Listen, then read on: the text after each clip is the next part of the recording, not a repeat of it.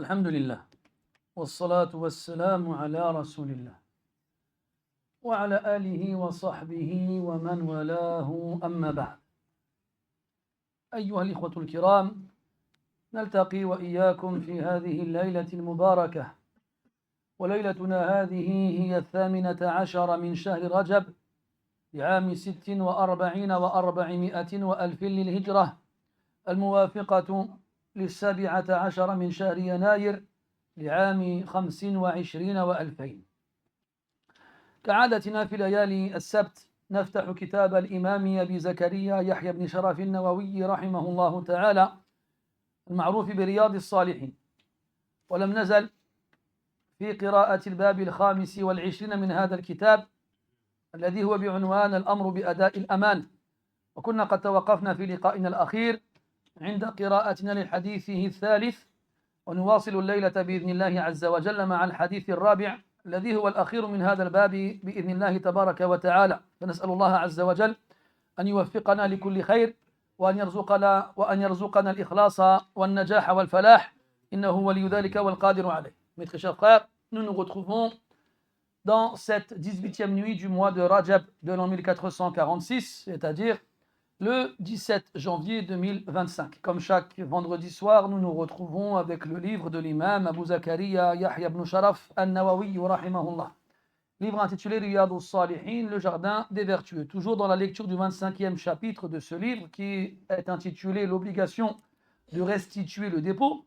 Nous avons pu, alhamdulillah, lors de notre dernière rencontre, clôturer la lecture du 3e hadith de ce chapitre-là. Et nous passons ce soir ensemble à la lecture du 4e et dernier hadith de ce chapitre avant de passer au chapitre suivant, si Allah nous le permet. Nous demandons à Allah Azza wa Jal de nous accorder la réussite ainsi que de nous octroyer la pureté de l'intention et sa bénédiction et l'acceptation de nos actions le jour de la résurrection. Fadal. الحمد لله رب العالمين والصلاة والسلام على نبينا وعلى آله وصحبه أجمعين. اللهم اغفر لنا ولشيخنا وللحاضرين وجميع المسلمين. قال المؤلف رحمه الله تعالى: وعن أبي خبيب بضم الخاء المعجمة عبد الله بن الزبير رضي الله عنهما أنه قال: لو رفعت صوتك قليلا بارك الله فيك. يرفع صوتك بارك الله فيك. اجتهد. عن عبد الله بن الزبير رضي الله عنهما أنه قال: لما وقف الزبير يوم الجمل دعاني فقمت إلى جنبه فقال: يا بني، إنه لا يقتل اليوم إلا ظالم أو مظلوم، وإني لا أراني سأقتل اليوم إلا مظلوما، وإني لا أراني إلا سأقتل. ليس عندك إلا؟ نعم عندي. أي نعم. أحسن الله إليكم. وإني لا أراني سأقتل اليوم إلا مظلوما، وإن من أكبر هم لديني أفترى ديننا يبقي من مالنا شيئا. ثم قال: يا بني، بيع مالنا واقض ديني وأوصي بالثلث وأوصى بالثلث أحسن الله إليكم، وثلثه لبنيه، يعني لبني عبد الله. قال: فإن فضل من مالنا بعد قضاء الدين شيء فثلثه لبنيك. قال عبد الله: فجعل يوصيني بدينه ويقول: يا بني، إن عجزت عن شيء منه فاستعن عليه بمولاي. فوالله ما دريت ما أراد حتى قلت: يا أبت، من مولاك؟ قال: والله. قال: الله. فوالله ما وقعت في كربة من دينه إلا قلت: يا مولى الزبير، أقضي عنه دينه فيقضيه. اقضي عنه دينه. أحسن الله عليكم. يقضي عنه دينه فيقضيه.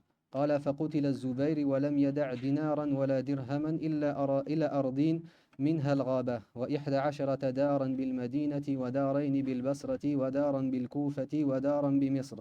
وإنما كان دينه الذي كان عليه أن الرجل كان يأتيه بالمال فيستودعه إياه، فيقول الزبير: لا، ولكن هو سلف، إني أخشى عليه الضيعة، وما لي إمارة قط ولا جباية ولا خراجا ولا شيء إلا أن يكون في غزو مع رسول الله صلى الله عليه وسلم أو مع أبي بكر وعمر وعثمان رضي الله عنهم. قال عبد الله: فحسبت ما كان عليه من الدين فوجدته 1000 و200 ألف. 2000 أحسن الله عليكم. فوجدته 2000 و200 ألف. فلقي حكيم بن حزام عبد الله بن الزبير فقال: يا ابن أخي كم على أخي من الدين فكتمته وقلت 100,000.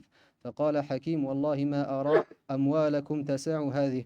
فقال عبد الله أرأيتك إن كانت 2,100,000؟ قال ما أراكم تطيقون هذا، وإن عجزتم عن شيء منه فاستعينوا به. قال وكان الزبير قد اشترى الغابة ب700,000، فباع عبد الله ب1,600,000. ثم قام فقال من كان له على الزبير شيء فليوفينا بالغابة. فأتاه عبد الله بن جعفر وكان له على الزبير 400,000. فقال لعبد الله إن شئتم تركتها لكم. قال عبد الله لا. قال فإن شئتم جعلتموها فيما تؤخرون إن أخرتم. فقال عبد الله له. قال فاقطعوا لي قطعة. فقال عبد الله لك من ها هنا إلى ها هنا. فباع عبد الله منها فقضى دينه وأوفى، وبقي منها 4 أسهم ونصف. فقدم على معاوية وعنده عمرو بن عثمان والمنذر بن الزبير وابن زمعة. فقال له معاوية كم قومت الغابة؟ قال كل سهم 100,000. قال وكم بقي منها؟ قال 4 أسهم ونصف. فقال المنذر بن الزبير قد أخذت منها سهما ب100,000. وقال عمرو بن عثمان قد أخذت منها سهما ب100,000. وقال ابن زمعة قد أخذت سهما ب100,000. فقال معاوية كم بقي؟ قال سهم ونصف. فقال قد أخذته ب50 و100,000. قال وباع عبد الله بن جعفر نصيبه من معاوية ب600,000. فلما فرغ ابن الزبير من قضاء دينه قال بنو الزبير اقسم بيننا ميراثنا. فقال والله لا أقسم بينكم حتى أنادي بالمواسم 4 سنين إلا من كان له على الزبير دين فليأتينا فلنقضيه ألا من كان له على الزبير عفوا أحسن عليكم. ألا من كان له على الزبير دين فليأتينا فلنقضيه. فجعل كل سنة ينادي في المواسم. فلما مضى 4 سنين قسم بينهم ودافع الثلث. وكان للزبير 4 نسوة، فأصاب كل امرأة 1,100,000 فجميع ماله 50 و1,000 و100,000. رواه البخاري. بارك الله فيك. لا يخفى عليكم طول هذا الحديث، وأخشى لو انتقلت بين لغة وأخرى ألا يسعنا هذا المجلس حتى نستوفيه، فلذلك أعتذر إليكم، لكنني سأقتصر مضطرا إلى الحديث بإحدى اللغتين حتى نختم قراءة هذا الحديث الليلة بإذن الله عز وجل. Vous avez constaté à quel point le hadith était long. Je crains que si je parle en arabe et en français à une hauteur à peu près équivalente, on ne puisse pas le finir ce soir. Je vais donc être contraint malheureusement de parler essentiellement en français, vous m'en excuserez. Et bien entendu, s'il le faut, on parlera en arabe. Donc, ce hadith-là n'est pas un hadith marfou', n'est pas une parole du prophète alayhi salatu wassalam. Je ne sais pas si vous avez remarqué, ceux qui suivent la lecture ou ceux qui l'écoutent, mais on n'a pas entendu une seule fois dedans qala Rasulullah sallallahu alayhi wa sallam. C'est une histoire qui est arrivée à Az-Zubayr ibn al-Awwam radiyallahu anhu. Az-Zubayr ibn al-Awwam, qui est le cousin du prophète alayhi salatu wassalam par sa tante paternelle. C'est le fils de Safiya bintu Abdil Muttalib, de la tante paternelle du prophète alayhi salatu wassalam. C'est un des premiers à s'être converti à l'islam et c'est un des 10 promis au paradis. Az-Zubayr ibn al-Awwam. Le hadith il est rapporté par son fils Abdullah ibn Zubayr, qui était donc le fils de Zubayr ibn al-Awwam et de Asma bint Abi Bakr radiyallahu anhuma, la sœur de Aïcha radiyallahu anha. Et quand Abdullah ibn Zubayr il est né, eh bien Aïcha radiyallahu anha s'en occupait presque comme si c'était sa mère. Alors le prophète alayhi salatu wassalam l'a surnommé Ummu Abdillah, en référence à Abdullah ibn Zubayr. Donc Abdullah ibn Zubayr, c'est lui qui rapporte le hadith. Sa kunya Abu Khubayb, car un des fils de Abdullah ibn Zubayr s'appelle Khubayb. Il nous dit radiyallahu anhu lamma waqafa az-Zubayr yawm al-jamal da'ani faqumtu ila janbihi. Lorsque Az-Zubayr ibn al-Awwam radiyallahu anhu s'est tenu debout le jour du chameau, yawm al-jamal, c'est ce jour fatidique qui a eu lieu en l'an 36 de l'Hégire, au mois de Jumada, Al-Oula chez certains et Al-Akhira chez d'autres. En fait, pour faire bref, après la mort de Uthman, radiyallahu anhu, Talha ibn Ubaydillah et Az-Zubayr ibn al-Awwam, radiyallahu anhuma, sont montés en Irak avec Aïcha, radiyallahu anha, pour punir une partie des assassins de Uthman. Et Ali, radiyallahu anhu, était à Médine. Il a appris par la suite que Talha et Zubayr et Aïcha, radiyallahu anhum, se dirigeaient en Irak. Alors que Ali, radiyallahu anhu, qui venait de succéder à Uthman en tant que calife, n'a pas autorisé à ce qu'on s'occupe des assassins de Uthman pour l'instant. Il y avait beaucoup de choses à régler et la situation était trop tendue pour punir les assassins de Uthman tout de suite. Donc il a préféré attendre. Mais Talha et Zubayr pensaient que Ali ne visait que les assassins de Uthman à Médine et pas ceux qui étaient en Irak. Donc quand Ali a appris que Talha et Zubayr et Aïcha radiyallahu anhum se sont rendus en Irak pour cela, il les a rejoints. Et les deux armées étaient au même endroit et ils ont passé la nuit à s'envoyer des émissaires pour trouver un terrain d'entente. Jusqu'à ce qu'ils finissent par se mettre d'accord. Et normalement, chaque armée devait rentrer chez elle sans qu'il n'y ait la moindre bataille. Et malheureusement, les assassins de Uthman qui étaient sur place, qui étaient cachés et dissimulés dans les deux armées, se sont retrouvés la nuit et savaient très bien que comme tout le monde était d'accord pour s'occuper d'eux, aucun d'entre eux n'allait échapper à la punition. Alors qu'est-ce qu'ils ont fait? Ils se sont cachés dans les deux armées et ils ont commencé à tuer tous ceux qu'ils trouvaient dans les armées. Et les deux armées ont pensé que l'attaque venait de l'autre armée. Résultat, la guerre a été lancée sans même qu'elle n'était prévue. Et donc, les deux armées, celle de Ali radiyallahu anhu et celle de Talha et Zubayr, ont commencé à s'entretuer. En pensant que, car dedans, il y a des compagnons, mais il y a aussi des musulmans qui se sont convertis après la mort du prophète. Et la bataille a commencé. Et Zubayr radiyallahu anhu, donc il assiste à la scène, et vu comment c'est parti, il sent que ça va mal finir. Donc ce jour-là, on l'appelle ce jour-là Yawm al-Jamal, car Aïcha radiyallahu anha, comme elle était sur place, elle s'est dit, je suis la femme du prophète, alayhi salatu wassalam, je suis la mère des croyants, je vais me mettre au milieu du champ de bataille, sur un énorme dromadaire, ils vont me voir, ils vont s'arrêter. Donc elle, ce qu'elle voulait, c'était arrêter la bataille. Alors, on l'a amenée au milieu du champ de bataille, alors que la bataille faisait rage, mais les gens n'ont pas arrêté de s'entretuer pour autant. Et les flèches pleuvaient dans tous les sens, et les gens s'entretuaient à proximité du dromadaire de Aïcha radiyallahu anha, jusqu'à ce que quelqu'un vienne carrément tuer le dromadaire de Aïcha radiyallahu anha qui s'est écroulé. Et après, alhamdulillah, Ali radiyallahu anhu, il a envoyé des hommes pour aller sauver Aïcha radiyallahu anha et la sortir du champ de bataille. Et on appelle cette bataille-là Al-Jamal en référence au dromadaire de Aïcha radiyallahu anha. Et durant cette bataille, eh bien, Talha et Zubayr furent tués radiyallahu anhuma. Donc, Zubayr, avant de mourir, il est avec son fils Abdullah. فقمت إلى جنبه. Donc Abdullah ibn Zubayr radiyallahu anhuma, celui qui raconte l'histoire, il est présent à côté de son père sur le champ de bataille avant que la bataille ne commence ou lorsque la bataille a commencé. فقال عبد الله يعني الزبير يا بني إنه لا يقتل اليوم إلا ظالم أو مظلوم. Il a dit, oh mon fils, aujourd'hui, durant cette bataille, seul un injuste ou une victime d'injustice sera tué. Qu'est-ce qu'il a voulu dire ici, radiyallahu anhu? Parce que ça, c'est le cas de toutes les guerres. Ce n'est pas propre à cette guerre-là. Dans une guerre, il y a des injustes et des victimes d'injustice.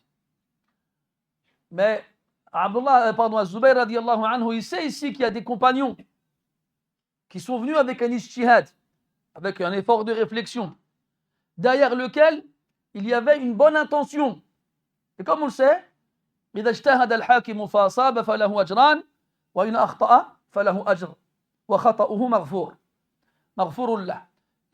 Lorsque quelqu'un fait un effort de réflexion et qu'il a bon, il aura deux récompenses. Une récompense pour l'effort de réflexion et une pour avoir eu pour que cet effort de réflexion soit correct. Et s'il a tort, eh bien, il aura quand même une récompense et son erreur sera pardonnée. Mais malheureusement, dans ces armées-là, il n'y avait pas que des compagnons qui avaient fait un effort de réflexion et qui avaient une bonne intention. Il y avait aussi des personnes qui étaient mal intentionnées et des personnes qui cherchaient autre chose que la réconciliation. Ils ne cherchaient qu'à semer la discorde entre les musulmans. D'où le principe de zalim. Certains savants ont dit qu'il fait référence à une parole que le prophète lui a dit, alayhi salatu wassalam, il y a longtemps de cela. Et Ali radiallahu anhu lui a rappelé avant le début de la bataille, quand ils se sont fait face l'un à l'autre. Ali radiallahu anhu l'a dit à Zubayr, ألا تذكر حينما قال لك النبي صلى الله عليه وسلم إنك لتقاتل عليا وأنت ظالم له. Ali radiallahu anhu dit au prophète, il dit à Zubayr, as-tu oublié la parole que le prophète a dit sallallahu alayhi wa sallam?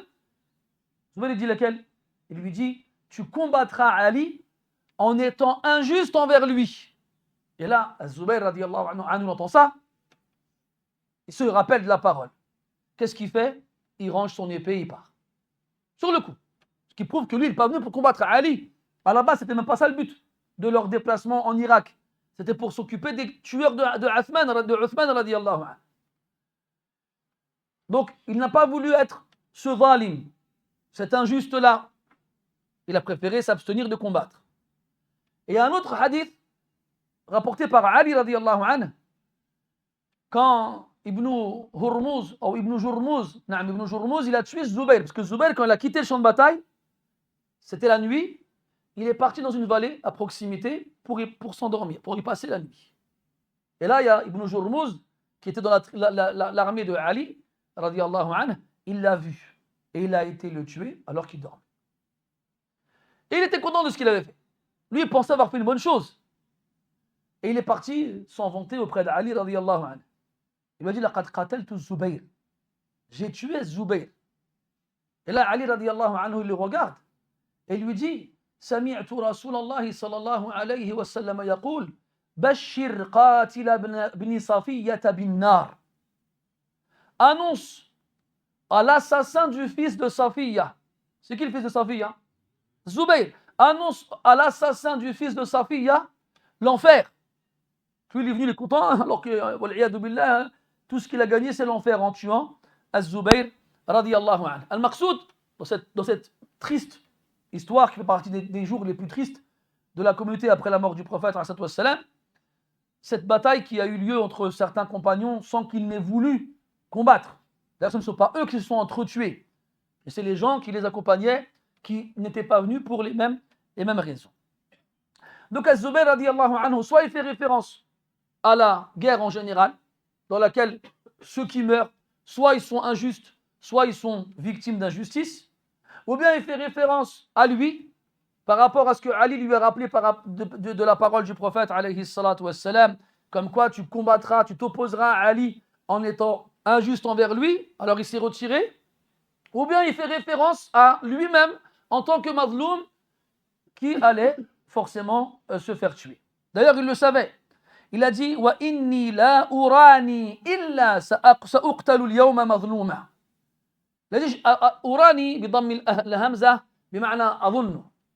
Et je pense qu'aujourd'hui, je ne me ferai tuer que victime d'injustice. Qu'est-ce que ça veut dire?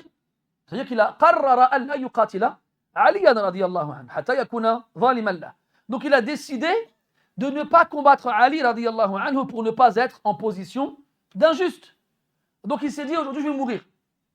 Et qu'aujourd'hui, ceux qui meurent, soit ils seront morts injustes, soit ils seront morts victimes d'injustice. Et moi aujourd'hui je ne vais pas mourir injuste. Alors je mourrai victime d'injustice. Il a compris. Ça y est, istaqarra fi nafsihi anna laylatahu hadhihi hiya akhiru ahdihi bid-dunya. Il a compris, il a accepté que cette nuit-là serait son dernier moment ici-bas. L'ajib, ce qui est étonnant, c'est ce qu'il dit après. يقول وإن من أكبر همي لديوني أو لديني عفوا. Et le plus grand de mes soucis, c'est mes dettes. Imagine-toi, tu es devant un champ de bataille et tu sais que tu vas mourir. Est-ce qu'à ce moment-là, tu vas penser à tes dettes? Tu vas penser à ta femme, à tes enfants, à toi? Et les derniers moments que tu vas passer sur terre? Ben lui, c'est son plus grand ham, son plus grand souci, c'est ses dettes. وحقا إن في الدين لشغلا وهما. Effectivement, il y a dans les dettes une préoccupation et un souci. Parce que des fois, justement, à cause de certaines dettes, بعض الأحيان, il y a des gens qui ne supportent pas la pression de la dette jusqu'à ce qu'ils se suicident. أنا أحكي لكم قصة. Je vous raconte une histoire. قبل سنين كنت مغسلا للأموات. Avant quelques années, je lavais les morts. Et une fois, on va dans un hôpital, pas loin d'ici, à Stein, et on nous ramène un mort, donc un musulman, qui s'était tiré une balle dans la tête. Il s'est suicidé. Et quand tu le voyais, machallah, il avait une belle apparence, il avait un peu de barbe, il avait l'apparence de quelqu'un, il avait l'air d'être quelqu'un de bien. Et donc nous, intrigués, pourquoi est-ce qu'il s'est suicidé? Et avant de se suicider, il s'est enregistré. À l'époque, il n'y avait pas les téléphones, on n'avait pas encore l'habitude de s'enregistrer sur les téléphones. Il avait fait ça sur un petit magnétophone, les petites cassettes, pour ceux qui les ont connus. Eh bien, qu'est-ce qu'il a fait? Il s'est enregistré en train de lire du Coran. Quelques minutes du Coran. Après, il fait ses adieux à sa famille. Il est marié, il a des enfants, le frère. Hein? Et il dit, j'ai trop de dettes, je ne supporte pas. C'est plus possible. J'arrive plus à dormir. J'arrive plus à vivre. C'est insupportable. Puis il demande à Allah de le pardonner. Puis il y a un petit silence. Clic, clic. C'est tout. Ça s'est arrêté comme ça.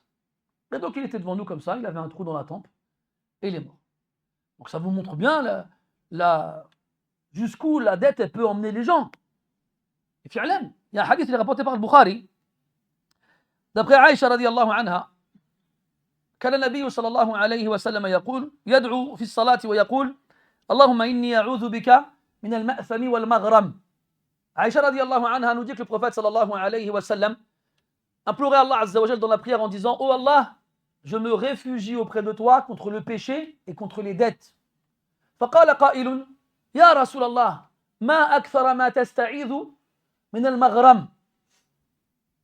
Quelqu'un il a dit au prophète sallallahu alayhi wa sallam: Ya Rasul, qu'est-ce que tu demandes beaucoup à Allah de te protéger des dettes? كأنه يستغرب من هذا. C'est comme s'il s'étonnait de voir le prophète autant demander à Allah de l'en préserver. فقال النبي صلى الله عليه وسلم إن الرجل إذا غرم حدث فكذب وعد فأخلف. Il a dit l'homme, quand il s'endette, quand il parle, il ment, et quand il donne quand il fait des promesses, il ne les tient pas. Ça change la personne. Et Abu Daoud il rapporte d'après Abu Sa'id al-Khudri radiyallahu anhu que le prophète qu'il y avait un homme chez l'Ansar qu'on appelait Abu Umama. Et une fois le prophète sallallahu alayhi wa sallam rentre à la mosquée fi ghayri waqti as-salah, à une heure où c'est pas l'heure de la prière.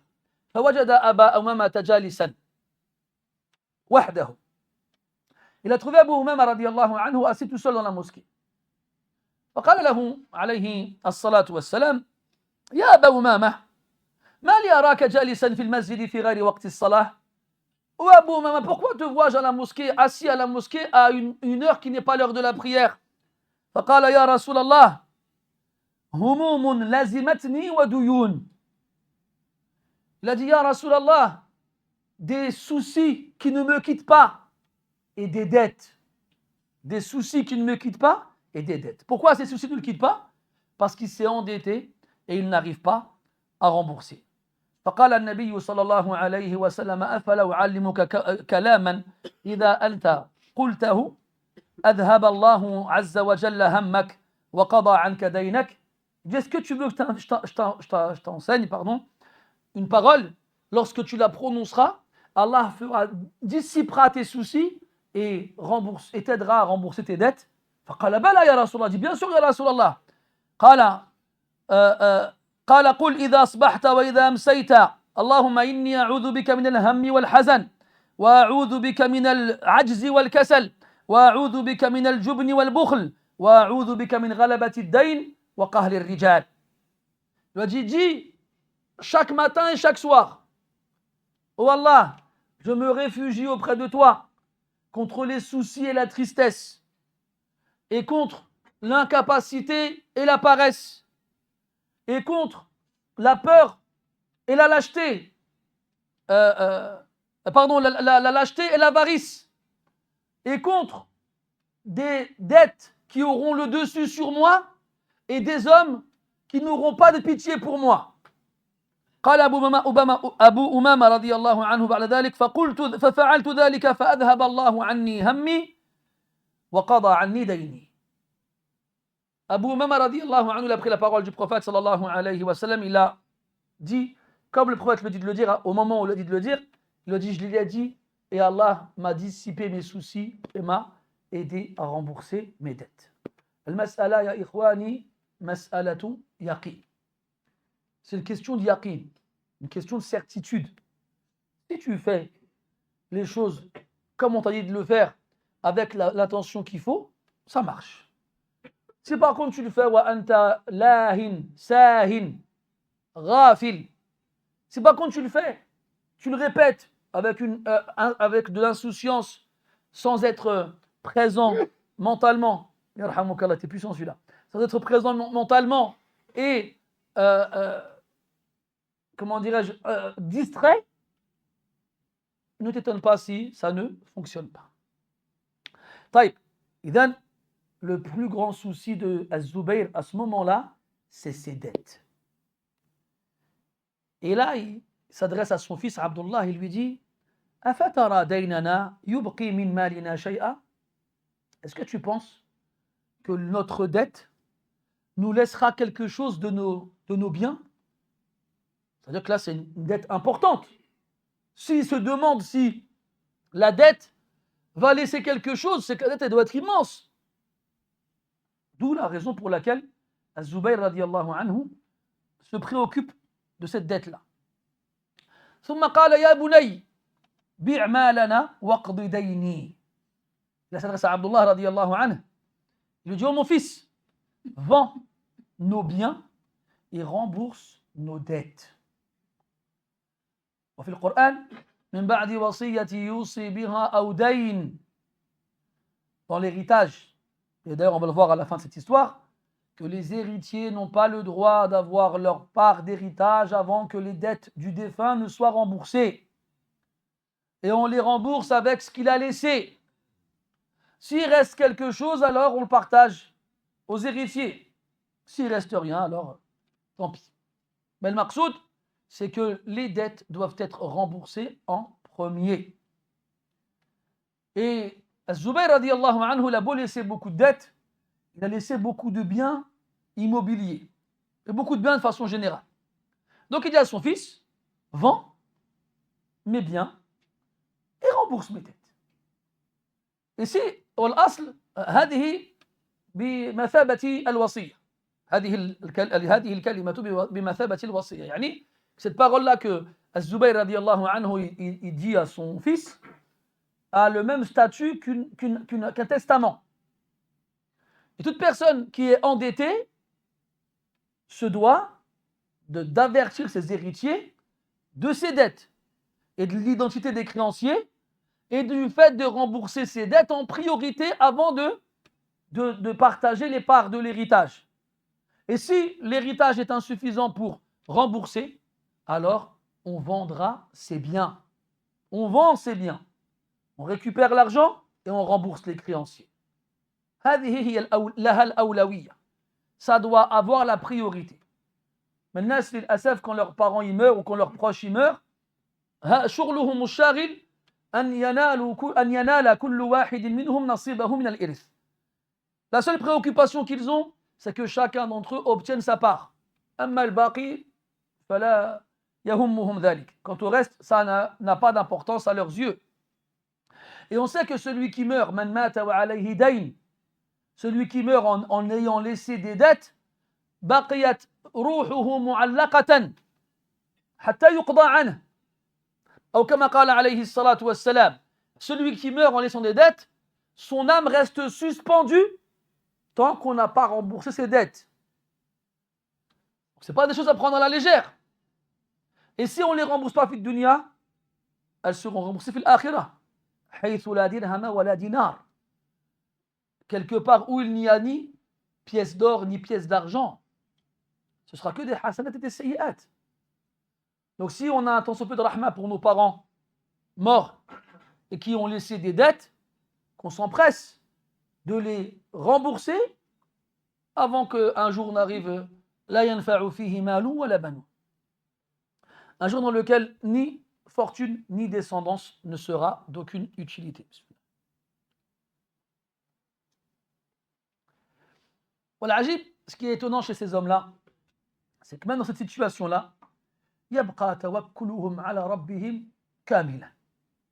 Leur confiance en Allah Azza wa Jalla reste complète. Parce que Zubayr radiyallahu anhu, lui, dans sa tête, c'est sûr que ses dettes seront remboursées. Et les salaf, rahmatullahi alayhim wa ala ra'sihim as-sahaba radiyallahu anhum, et en particulier les compagnons radiyallahu anhum, كانوا يحرصون غاية الحرص على أن يوصوا شيئا من أموالهم للمحتاجين أو للغزو أو ما يتعلق بالأعمال الخيرية حتى تجري حسناتهم وهم في قبورهم.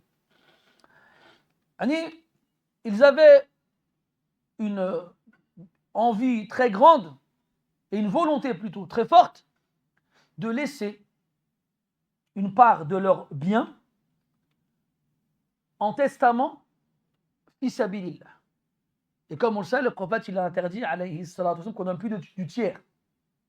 Comme dans le hadith de Sa'd ibn Abi Waqqas radiyallahu anhu, al-thuluth wa thuluthu kathir ou al-thuluthu kabir. On n'a pas le droit de laisser plus du tiers. Il a dit wa awsa bi-thuluthi wa thuluthihi li banihi. Là, on est en train de dire j'ai pas assez d'argent pour rembourser toutes mes dettes. Donc vends mes propriétés. Et quand tu auras remboursé tout, alors de ce qu'il restera, prends le tiers et donne-le fi sabilillah.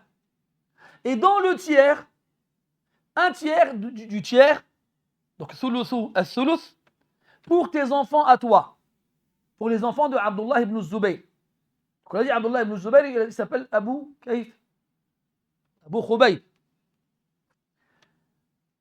Et Abdullah ibn Zubayr, à ce moment-là, il a 4 fils. Il a Khubayb, et Abbad, et Hashim, et Al-Harith. Harith, je ne suis pas sûr, c'est ça Al-Harith. Thabit. Pourquoi est-ce que Az-Zubayr, dans le tiers qu'il laisse en sadaqa, il a pris un tiers pour les enfants de Az-Zubayr, de Abdullah, pardon, de son fils? Quelqu'un sait? Personne? Parce que les petits-enfants n'héritent pas quand les enfants héritent. D'accord? Donc eux, ils font partie des héritiers qui héritent en l'absence de l'intermédiaire entre eux et le défunt. Quelqu'un, il s'appelle Mohammed. Il a un fils, il s'appelle Abdullah. Et un petit-fils, il s'appelle Abdurrahman. Eh bien, si il meurt et qu'il a un fils, Abdullah, qui hérite de lui, ben Abdurrahman, il n'héritera pas de lui, son petit-fils. Mais s'il n'a pas de fils, imaginons, donc Mohammed, il a un fils, Abdullah, Abdullah, il a un fils, Abdurrahman. Et Abdullah, il meurt avant son père. Donc il restera le père et le petit-fils. Et personne entre eux. Alors là, quand Mohammed va mourir, le petit-fils, il héritera. Wadih? Inch'Allah. Et il y a une qaïda, la wasiyyata li warith. Il n'y a pas de testament pour un héritier. Donc comme les enfants de Abdullah ne peuvent pas hériter, alors il leur a laissé un tiers du tiers. Ça va? Ça va. Inch'Allah. Je vois dans vos yeux beaucoup de choses. Mais pourquoi? Az-Zubayr ibn Awam, radiyallahu anhu, il a 9 fils et 9 filles. Il a 4 femmes. On peut avoir 9 fils et 9 filles avec une femme, c'est possible, mashallah. mais il a 9 fils et 9 filles. Et dans ses enfants, il n'y a pas que Abdullah qui a des enfants. Pourquoi il a choisi de léguer un tiers du tiers qui part fi sabilillah en dehors? Donc c'est pris de son héritage. Hein. D'accord? Donc on enlève un tiers de l'héritage et il part fi sabilillah. Et de ce tiers-là, il a choisi de léguer un tiers aux enfants de Abdullah. Dans le Ta'liq, Hisham, un des rapporteurs, Hisham ibn Urwa ibn Zubair, un des frères de Abdullah, vous le savez tous bien entendu, il dit وَكَانَ وَلَدُ عَبْدِ اللَّهِ قَدْ وَازَى بَعْضَ بَنِي الزُّبَيْرِ. Parce que les enfants de Abdullah ibn Zubayr avaient à peu près le même âge que les autres enfants de Zubayr. Donc ils sont oncles et neveux, mais ils ont à peu près le même âge, ils ont grandi ensemble. Alors comme ils ont grandi ensemble par rapport aux autres enfants de ses enfants, Zubayr, il leur a fait une fleur parce qu'ils ont grandi ensemble comme s'ils étaient de la même famille. Et Allah dans le Coran, il fait référence à ça. Il dit subhanahu wa ta'ala وَإِذَا حَضَرَ الْقِسْمَةَ أُولُو الْقُرْبَى وَالْيَتَامَى وَالْمَسَاكِينُ فَارْزُقُوهُم مِّنْهُ وَقُولُوا لَهُمْ قَوْلًا مَّعْرُوفًا. Dans nos familles, bon peut-être pas en France, malheureusement. Mais nous, à l'époque, on a les Africains qui sommes musulmans depuis des générations et qui vivons ensemble dans nos pays, dans nos villes. Hein, on a tous notre famille, tu as le voisin, c'est ton cousin, tu as l'autre en face, c'est ton oncle, on est tous ensemble au même endroit, filera les en général. Et on grandit dans les mêmes maisons. Tu vas chez ta tante, normal, ta tante elle vient chez toi, les portes elles se ferment même pas, elles sont toujours ouvertes. Et nous c'est comme ça, walhamdulillah. C'était bien. Aujourd'hui mon frère, Allah al-Musta'an. Aujourd'hui, ta mère elle passe comme ça pour un café. Ça c'est des histoires qui sont arrivées. Hein. Et quand elle vient, elle appuie à l'interphone, la femme de son fils, c'est qui? C'est Khaltek. Oh, vas-y. Ta mère, elle aurait pu téléphoner avant de venir. Ça ou bled. Ça, c'est retour à la case départ sans toucher 10 000 euros. Hein, pour ceux qui ont déjà joué au Monopoly. Mais ça, c'est impardonnable, ça, au bled. Impardonnable. Ta mère, elle doit demander la permission de venir. Elle doit t'appeler. C'est fou, ça. Comment ça se fait déjà qu'elle n'a pas une clé, déjà? Comment ça se fait? Mais en France, ça, c'est normal. Moi, il y en a un qui me raconte. Ses parents qui vivent au bled. Écoute bien. Ils viennent en France 2 semaines par an pour voir leurs enfants. Donc, un de leurs enfants, il les accueille chez lui. Ils sont en train de boire un café. Sa femme, elle travaille. Mouskina. Et elle rentre. La pauvre Ayette, elle est fatiguée. Elle a travaillé. Donc, imagine-toi. Hein. Elle voit ses beaux-parents quelques heures dans l'année. Et elle arrive comme ça, elle voit des chaussures à l'entrée, elle entend des voix, elle comprend qu'il y a quelqu'un, elle arrive comme ça, elle voit les parents, salam, je vais me reposer dans la chambre. Fais pas. Wow. Là, c'est pas retour à la case départ 110 000 euros, là. Là, c'est un vol aller sans retour pour la prison la plus violente qu'il y a sur Terre. C'est ça, mes frères. On a dit que مليحة فرنسا. Combien قالوا لنا مليحة فرنسا? Combien? Et aujourd'hui, ils pleurent parce que ولادهم كبروا كيما الفرنسيين ودروك يتعاملوا كيما الفرنسيين. Hein, combien on a entendu de chez nous hein? Les Maghrébins, ils sont là en train de dire ouais, la France, la France, la France. D'accord. Et aujourd'hui, c'est même Maghrébins qui pleurent parce que leurs enfants, ils leur ont fait la même chose que les Français font leurs parents. Ah, vous pleurez. Vous l'avez oublié, ça? Quand vous disiez Mliha França il y a 20 ans, 30 ans. Bref, combien de mamans maghrébines, elles ont fait grandir leurs filles en leur disant Binti, ايوا قراي مليح في المدرسة باش ما تغسليش المواعن وما توجديش العشاء. Combien de mamans ont dit à leur fille ma fille, travaille bien à l'école, passe ton permis de conduire. Comme ça, quand tu te marieras, tu feras ce que tu voudras. Tu ne demanderas rien à ton mari. Tu prends ta voiture, tu vas où tu veux. Tu as ton argent, tu fais ce que tu veux. Et personne ne t'obligera à faire la cuisine et à faire ci, à faire ça. Le but, toute sa vie, elle a à la maison. Quand elle se marie, qu'est-ce qu'elle fait? Ben, elle a une carte bleue, elle a une voiture, elle travaille. Elle dit à son mari, eh, on va au resto ce soir. Son mari dit, t'as vu, je suis fatigué, viens, on reste à la maison. Ah, moi, je peux pas manger. Hein. Ou bien elle prend ses clés, hey, je sors, tu vas où? C'est pas tes affaires. Qu'est-ce qui se passe après? Ça dépend le degré de patience du mari. Il y en a, ils se barrent un mois, d'autres 2, d'autres 3, d'autres 5, d'autres 6, d'autres un an. Mais au bout d'un moment, il a marre. Lui, il s'est pas marié pour ça, lui. Qu'est-ce qu'il fait? Il dit, je suis désolé, c'est plus possible. Donc il divorce.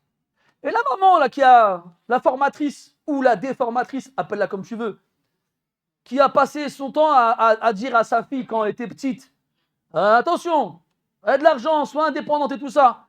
Elle pleure, ah benti, ça fait تلقها راجلها تعدى عليها et elle sort son violon, elle fait du violon. Elle pleure des larmes de crocodile. Ah, tu pleures parce que maintenant ta fille elle a été divorcée. Et parce que maintenant plus personne ne voudra se marier avec elle. Et peut-être qu'elle a des enfants. Mais qui c'est qui l'a éduquée comme ça? T'as voulu en faire une Cécile? Assume. T'as voulu en faire une Virginie? Assume. Assume. Maintenant, demandez aux frères qui font des muqabat tous les week-ends. Vu le rire de certains, je pense que je ne me suis pas trompé. Et demandez-leur les questions qu'on leur pose. Parce que devant eux, ils n'ont pas une Cécile ou une Virginie devant eux. Ils ont une Karima ou bien une Khadijato. Et elles leur disent, moi je t'explique, hein, pas de vaisselle, je veux faire un voyage noces et laisse-moi, je veux une carte bleue. C'est juste le fruit d'une éducation, mes frères. C'est le fruit d'une éducation. Donc réfléchissons bien, mes frères. Moi, je dis moi, mais j'ai encore rien dit, bord de rire. Mais réfléchissons bien. Vous là, je vous vois pour la plupart, vous avez des têtes d'Africains. Quand j'ai africain, je réunis. Bon, t'es pas africain, toi, c'est vrai. Mais t'es pas loin, c'est pas loin. L'Inde, le Pakistan là, c'est pas loin. C'est vite fait à côté. Hein, c'est Bamako, j'allais dire Kinshasa. Peshawar, pas Peshawar. Islamabad. Hein, c'est quoi? C'est 2 heures en vélo, non? Mohim, c'est pas très différent non plus là-bas. Que ce soit au Pakistan, en Inde, en Turquie, en Afghanistan. C'est des pays musulmans qui ont des valeurs communes. Des valeurs familiales, des valeurs, chacun dans la famille, il a sa place. Et mais c'est des pays où la vie, elle n'est pas aussi tranquille qu'ici. Enfin, tranquille, après, tout dépend. Hein. C'est vrai qu'il n'y a pas forcément certains conforts qu'on a, nous, ici, normalement, c'est vrai. Voilà, qu'ils ne sont pas pour autant plus stressés que nous. Relax. Le matin, il se réveille. Il n'est pas en train de courir parce qu'il est en retard, parce que son bus, il va rater son bus, tranquille. Il arrive au travail, personne ne m'embête, tranquille. S'il n'a pas de travail, tranquille. Ils sont tous tranquilles. T'as jamais vu quelqu'un de stressé au bled? J'ai jamais vu quelqu'un de stressé. Une fois, j'étais en Égypte et il y a un frère, il avait rendez-vous avec un agent immobilier à 10h30. Et comme le frère ne parlait pas très bien l'arabe, je l'accompagne.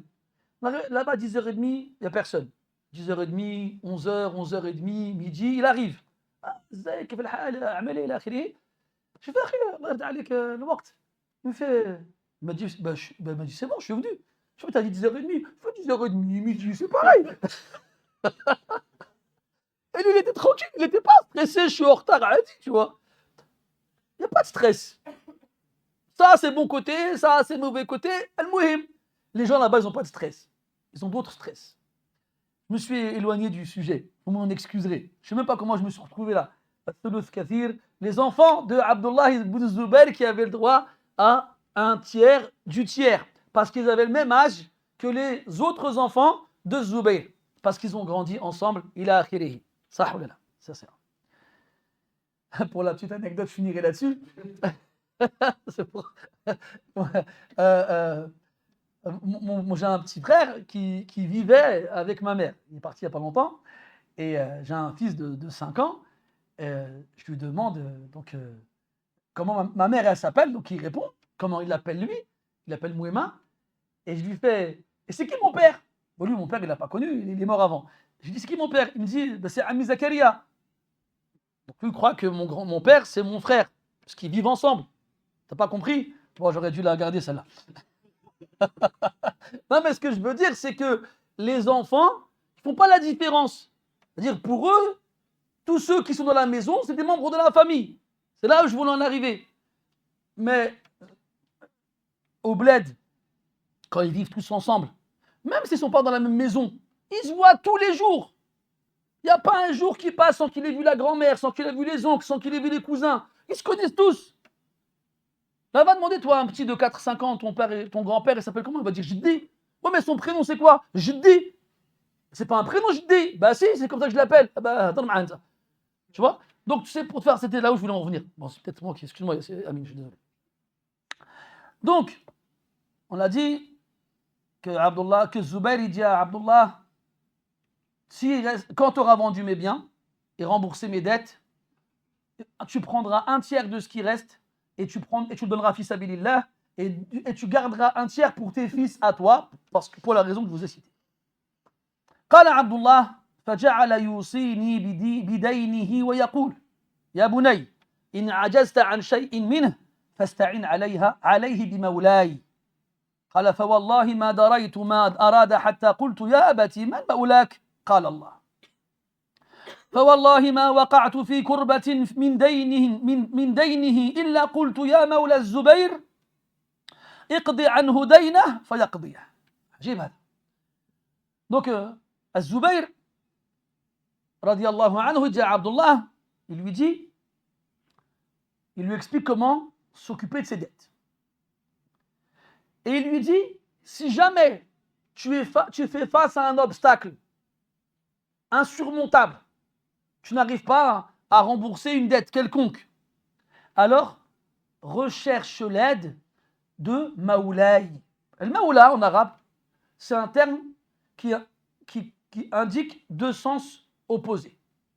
On appelle ça en arabe al-adad. Parce que le Maoula, ça fait soit référence au wali, donc au protecteur, ou au protégé. Et dans le Coran, on a les deux. Allah dit dans le Coran, subhanahu wa ta'ala, Inna yawma al-fasli miqatuhum ajma'in, yawma la yughni mawlan an mawlan. Yawma la yughni mawlan an mawlan shay'an wa lahum yunsarun. Le jour de la résurrection sera leur rendez-vous à tous, le jour où aucun protégé, aucun protecteur ne pourra rien faire pour son protégé. Et ils ne pourront pas obtenir de secours. Illa man rahim Allah. Et Allah, dans le verset, dit ذلك بأن الله مولى الذين آمنوا وأن الكافرين لا مولى لهم. Allah est le protecteur de ceux qui ont cru et les mécréants n'en ont aucun. Donc, Zubayr dit à Abdullah, en lui expliquant ses dettes, comment les régler, si jamais tu fais face à un obstacle, tu ne sais pas comment faire, alors recherche l'aide de mon Maoula. Mais là, Abdullah ibn Zubayr, il ne sait pas à quel sens il fait référence ici. Il a dit, Abdullah, ma daraytu, ma arad, hatta qultu, ya bati man maoulak. Je n'ai pas su à quoi il faisait référence, jusqu'à ce que je lui dise, oh mon père, qui est ton Maoula? Et là, ça nous apprend une chose. Quand quelqu'un il te parle d'une chose importante, il te donne des directives, et qu'il utilise un terme qui n'est pas clair, clarifie, demande des précisions, ne reste pas dans le flou. Si on te demande de faire des choses, ne dis pas j'ai pas compris après. Non, sur place. Qu'est-ce que tu as voulu dire par là? Comme ça, tout est clair dès le départ. Et comme ça, les choses seront faites correctement. Et là, Zubayr lui répond, Allah, c'est Allah mon protecteur. Et là, Abdullah radiyallahu anhu, il dit quoi? فَوَاللَّهِ مَا وَقَعْتُ فِي كُرْبَةٍ مِّن دَيْنِهِ.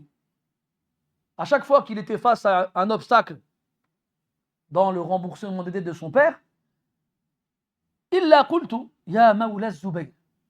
Lorsqu'il était face à ces obstacles-là, qu'est-ce qu'il faisait? Il implorait Allah Azza wa Jalla en disant Ya Mawla Az-Zubayr. Oh le protecteur de Az-Zubayr. Et à chaque fois qu'il le faisait, Allah lui ouvrait une porte et l'aidait à à rembourser la dette.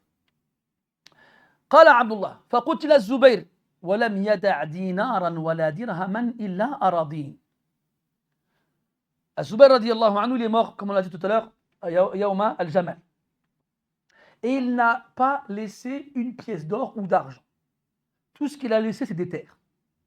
Il a laissé des terres, des biens immobiliers. Minha al-ghaba. Al-ghaba, en arabe, c'est la forêt. Mais ce n'est pas ça qui est visé ici. Al-ghaba, c'était une propriété qui se trouve dans les périphéries de Médine, de la ville du prophète sallallahu alayhi wa sallam, qui est une immense terre et qui est très connue là-bas. Elle appartenait à Zubayr radiyallahu anhu. Donc qu'est-ce qu'il a laissé comme terre? Al-Ghaba, une terre à Médine.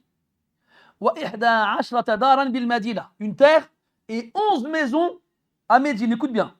Une terre, 11 maisons. Wa darain bil Basra, et 2 maisons al-Basra en Irak.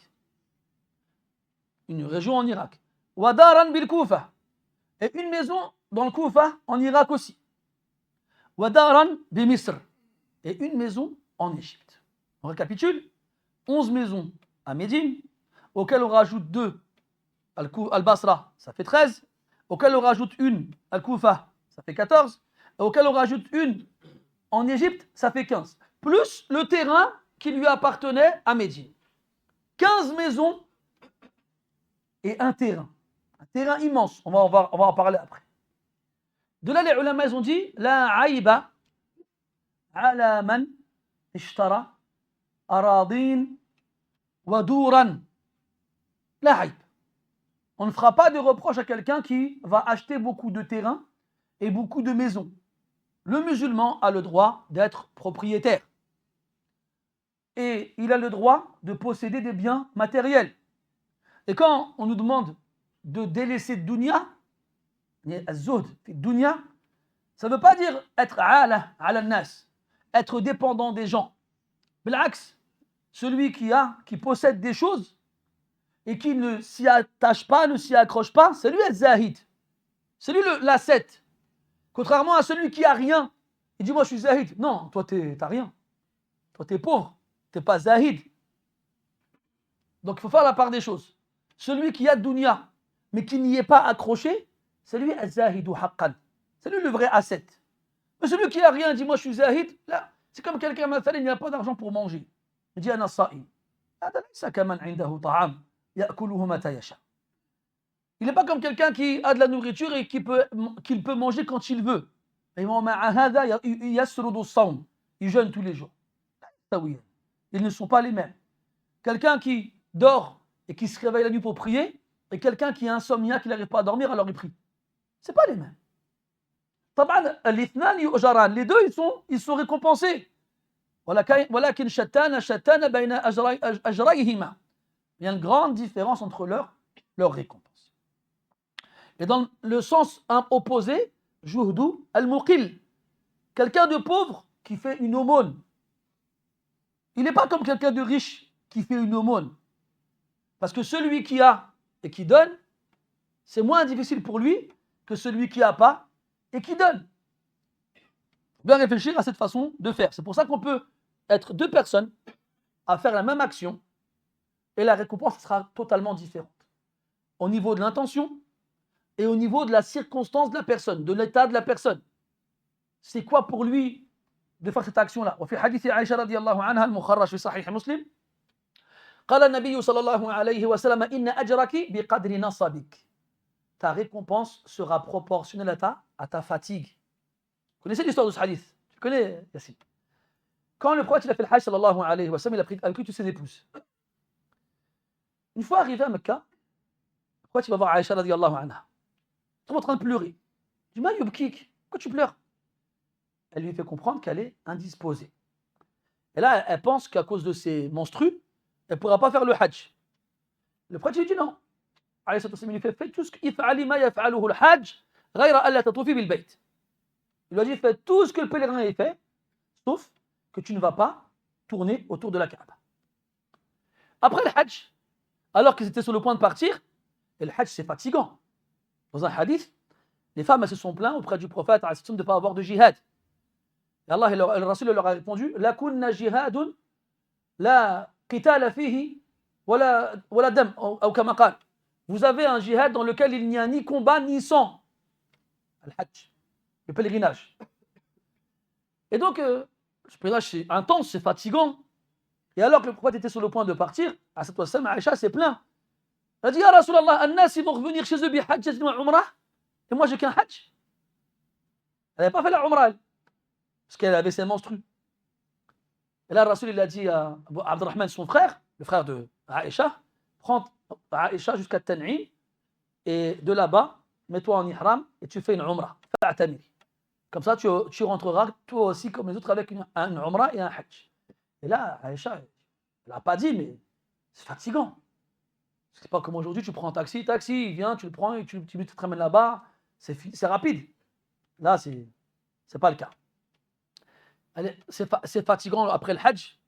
Et là, pour l'encourager et lui faire comprendre qu'elle ne va pas perdre au change, il lui dit Inna ajraki bi qadri nasabik. Ta récompense est proportionnelle à ta fatigue.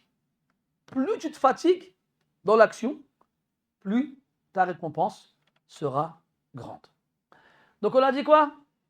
Que Zubayr radiallahu anhu a laissé une terre immense, un terrain immense à Médine. Et 11 maisons à Médine. Et 2 à Al-Basra. Et une à Al-Koufa et une en Égypte. Soit 14 maisons. Les promoteurs immobiliers, ils vont kiffer là. D'ailleurs, j'en profite. Parce que moi, j'ai déjà parlé de l'investissement et de travailler à son compte et tralala. Il y a des frères, justement, qui vendent des appartements à Dubaï, je ne sais pas, ils vendent quoi. Ils ont pris le passage du Dars où je raconte ça, et puis ils ont fait une pub pour encourager les. Ils ne vont pas envoyer un chèque pour dire tiens, tu les as. Ouais, le frère. C'est pas grave.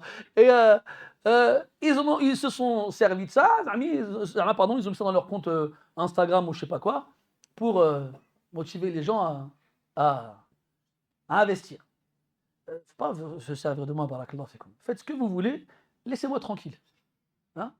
Laissez-moi le b'id de vos histoires.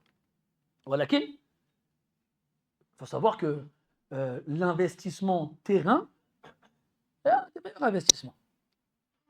Là, tu vas me dire, ouais, mais Akhi, on n'a pas d'argent, nous. De l'argent, toi? Ça se voit, t'as pas d'argent. Pas la peine de répondre, pas la peine de répondre. Dans sa tête, c'est marqué, j'ai pas d'argent.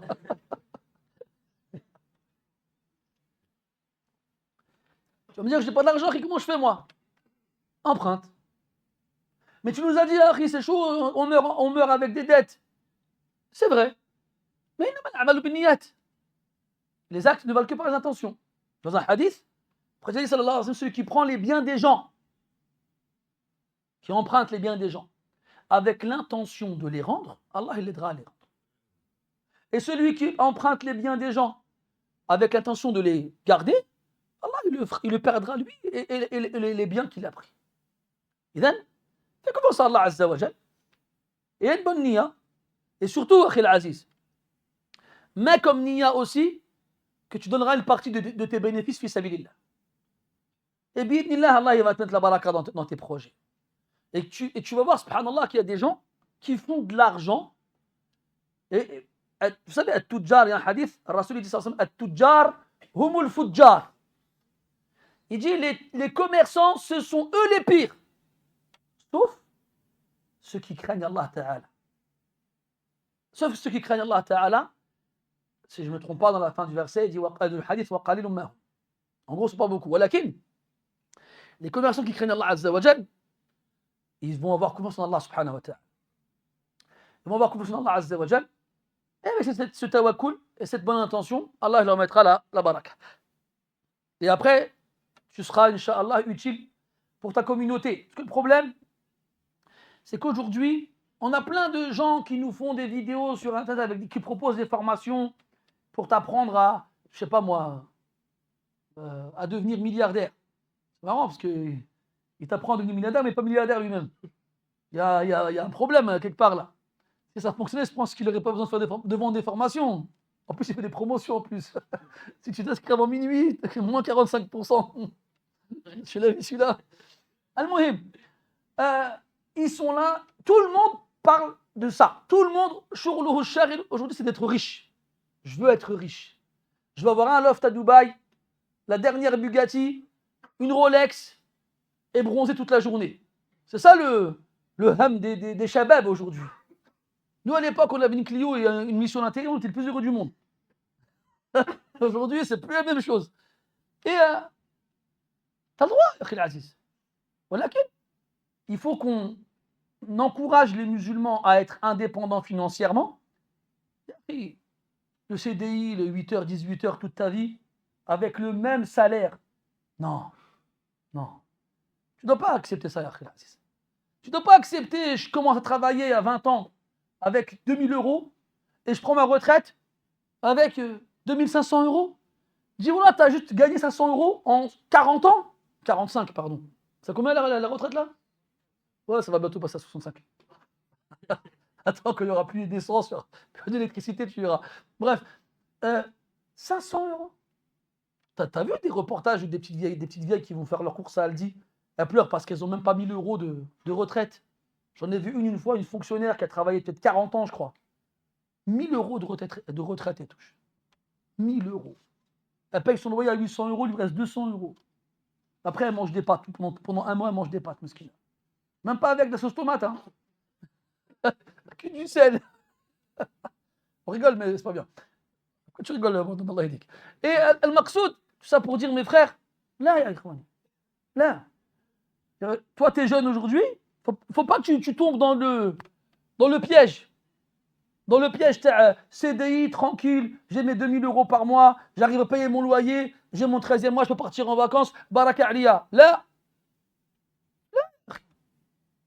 moi je connais un frère, la première année où il a payé la zakat, il était heureux, il a failli pleurer de joie. Il m'a dit, j'ai payé la zakat, c'est la première fois de ma vie. Il était content, il l'a fait aujourd'hui, j'ai réussi à faire une farida que j'ai pas pu faire avant. C'est ça le problème. Toi, avec tes 2000 euros, tu peux payer la zakat? Je sais pas, hein. Donc, faut se poser des questions, le hajj. Pareil, mes frères. Il y en a, ils arrivent à 50, 60 ans, ils n'ont pas fait le hajj encore. Mais je vais te réveiller quand, Akhil Aziz?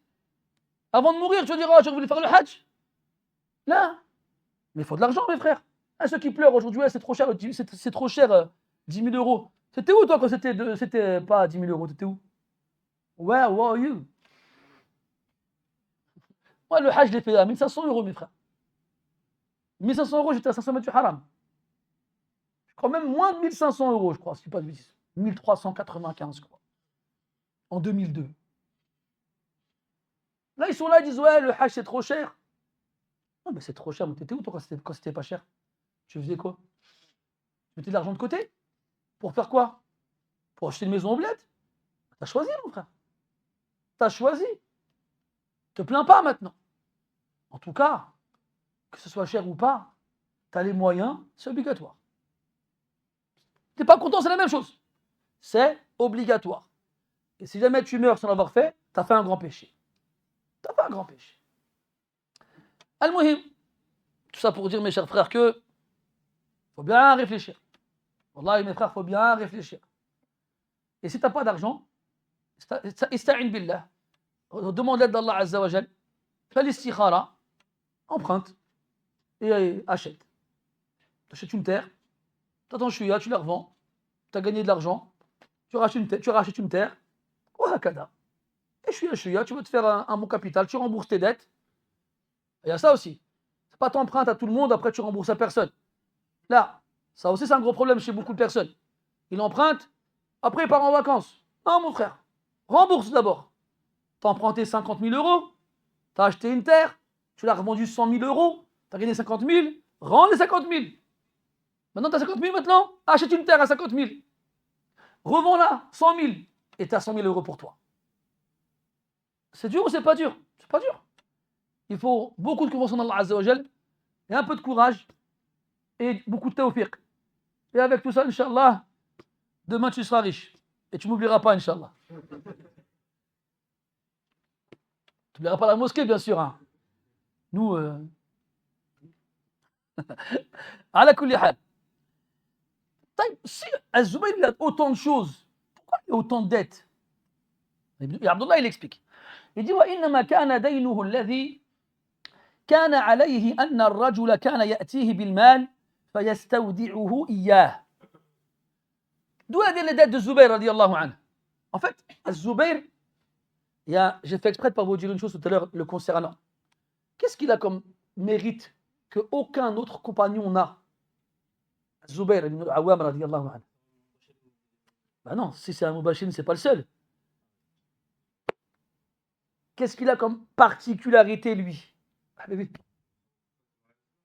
Oui, c'est vrai, mais c'est pas le seul, encore une fois.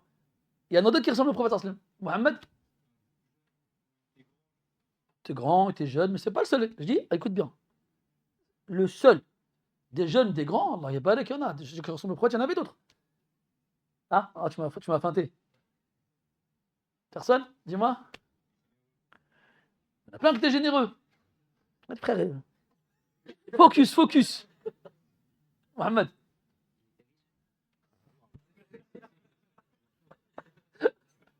Focus. Personne? Oui, comment tu dis en arabe, tu te souviens? Non, Amin c'était Abu Ubaïda. إن لكل أمة أمين وأمين هذه الأمة أبو عبيدة بن الجراح. Abdullah Az-Zubayr c'était un autre, c'était pas Amin. L'apôtre en arabe, Al-Hawari. C'est Al-Hawari. C'était ça la particularité de Zubayr radiallahu anhu. Il a dit Inna li kulli nabiyyin hawari.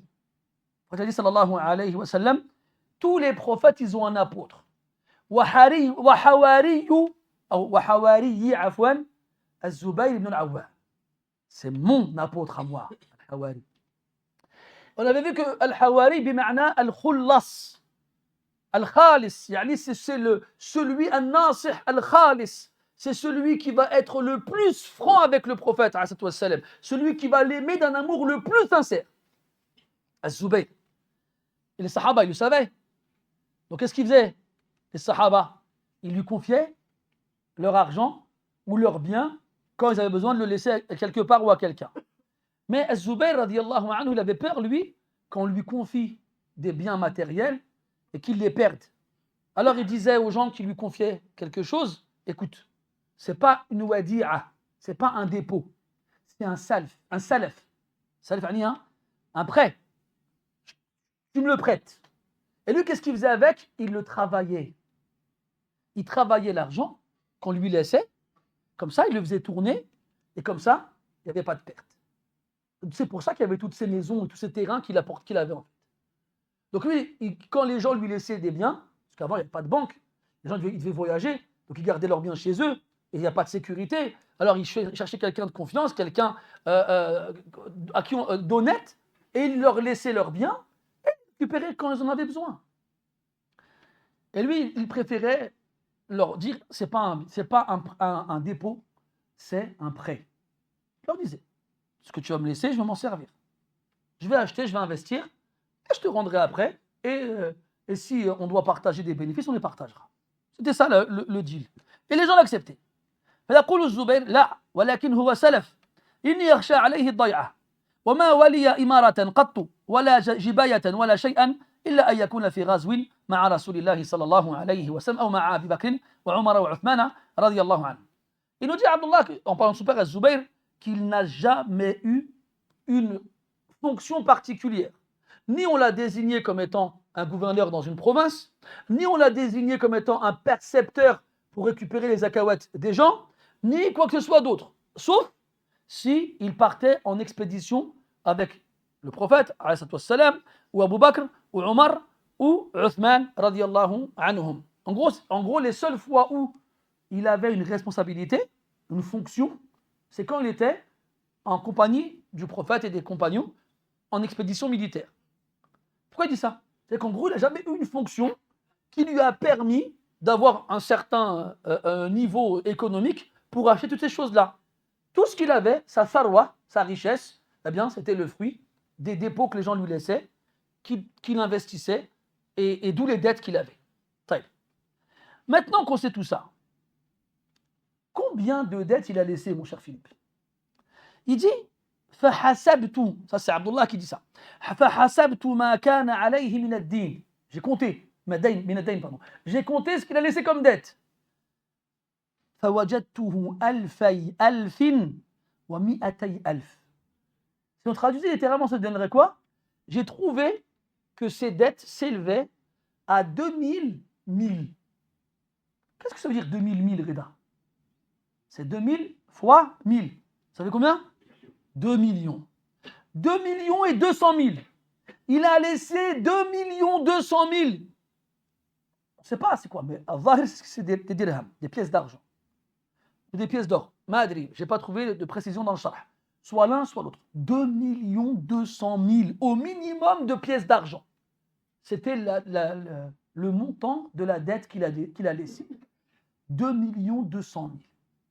Allahu Akbar. Il est mort avec 2 200 000 pièces d'argent ou d'or de dette. Toi, tu as peur d'emprunter 1000 euros? Tu vois? Et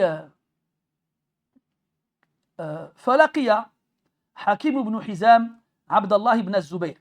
Hakim ibn Hizam, radiallahu anhu, c'est un des compagnons du prophète sallallahu alayhi wa sallam qui s'est converti assez tard. Il fait partie des compagnons, enfin ils sont deux comme ça, qui a vécu autant d'années dans le Jahiliya que d'années dans l'Islam. Il s'est converti à 60 ans, il est mort à 120 ans. Et il y avait un deuxième comme ça. Quelqu'un sait c'est qui? Là, c'est pas Salman al-Farisi. Salman al-Farisi, il a vécu plus longtemps que ça. Personne? Hassan ibn Thabit. Hassan ibn Thabit, radiallahu anhu, il a vécu 120 ans, 60 ans dans le Jahiliya et 60 dans l'Islam. Et pour la faïda, Hakim ibn Hizam est le seul qui est né dans la Kaaba. C'est le seul. Contrairement à ceux qui prétendent que c'est Ali ibn Abi Talib, radiallahu anhu, hadala aslah. Cela n'a pas d'origine.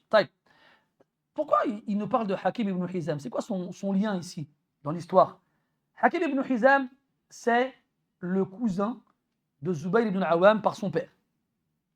Je précise parce que c'est le cousin du prophète par sa mère. Et Hakim ibn Hizam, c'est le cousin de Zubayr par son père. Donc leur père a tous les deux son frère. Ça va? Ça va. Alors Hakim ibn Hizam, il rencontre Abdullah ibn Zubayr. Donc il est au courant de la mort de Zubayr et il est au courant qu'il a laissé des dettes. Ya ibn akhi, kam ala akhi min ad-dayn? Combien mon frère il a laissé de dettes? اسمعوا جيدا فكتمته وقلت 100,000. Il a dit j'ai caché la somme totale et je lui ai dit 100 000. Pourquoi est-ce que Abdullah ibn Zubayr n'a pas donné la somme exacte? Parce qu'il a eu peur que Hakim ibn Hizam ait une mauvaise opinion de Zubayr ibn al-Awwam en apprenant la réelle somme laissée en dette après sa mort. Mais il y a une question. هل يعد كتمان عبد الله بن الزبير كذبا? Est-ce que le fait que Abdullah ibn Zubayr n'ait pas donné la somme exacte peut être considéré comme du mensonge? Les ulama ont dit non. Pourquoi? Parce qu'en disant 100 000, ça fait partie de la dette.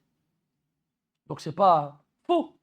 Et puis il ne doit pas les 2 200 000 à la même personne, mais à plusieurs personnes différentes. Donc quand on dit comment tu as laissé de dette, il a dit 100 000 envers une personne. Donc ce n'est pas faux. Ça s'appelle comment en arabe ça? Cette façon de ne pas dire la vérité mais sans mentir. Ça s'appelle at-tawriya. At-tawriya, c'est, comment on appelle ça en français, un mensonge par omission. Mais ce n'est pas une bonne traduction parce que ce n'est pas un mensonge. Ce n'est pas non plus la vérité. C'est quoi son hukm shar'an? C'est makruh. Shar'an, c'est détestable de faire ça. Mais la qa'ida, c'est tazulu al-karaha 'inda al-haja. C'est que s'il y a un besoin, alors ce jugement est levé. طيب.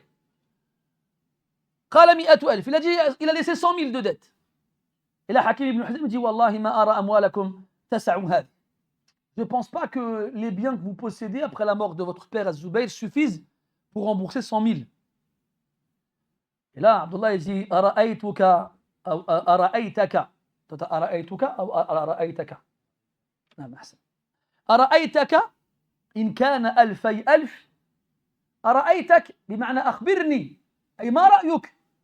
Si tu penses que 100 000, les biens que mon père a laissés après sa mort ne suffiront pas pour les rembourser, qu'est-ce que tu en penses si c'est 2 millions? فقال ما أراكم تطيقون هذا. Je ne pense pas que vous y arriverez. Ça, c'est ce qui vient à l'esprit de n'importe quel esprit rationnel. Mais nous, on n'est plus dans le rationnel, on est avec Rabbul Alamin, il fait ce qu'il veut, subhanahu wa ta'ala. Il dit kun fayakun. Allah ta'ala, il veut rendre le difficile facile, il le rend facile. Il veut rendre le facile difficile, il le rend difficile. Allah tabaraka wa ta'ala, il fait ce qu'il veut, subhanahu wa ta'ala. Donc, rationnellement parlant, oui.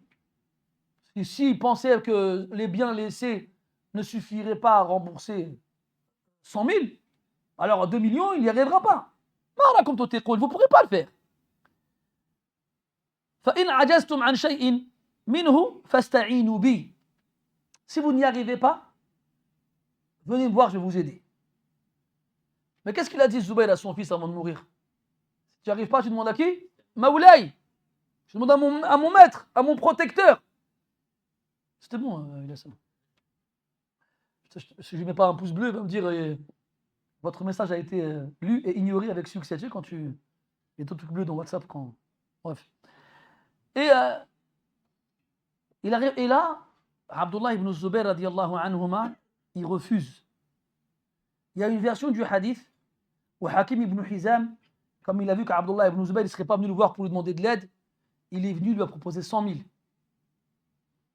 Abdullah lui a dit non. Puis il lui a proposé une deuxième fois 200 000. Il lui a dit non. Puis une troisième fois, il lui a dit tiens 300 000. Il lui a dit non. Puis une quatrième fois, il a proposé 400 000. Hakim ibn Hizam, il a proposé 400 000.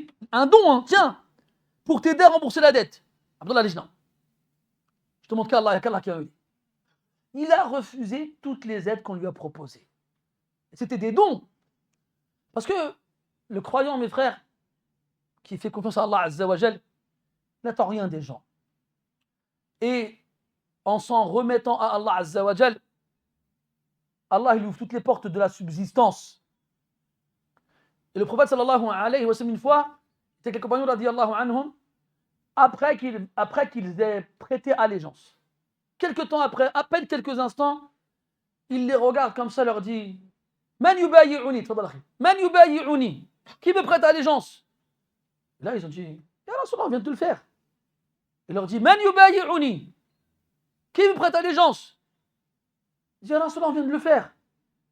Man yubayi'uni, qui me prête allégeance? Et là, ils ont compris qu'il y avait c'était une allégeance spéciale, différente de la première.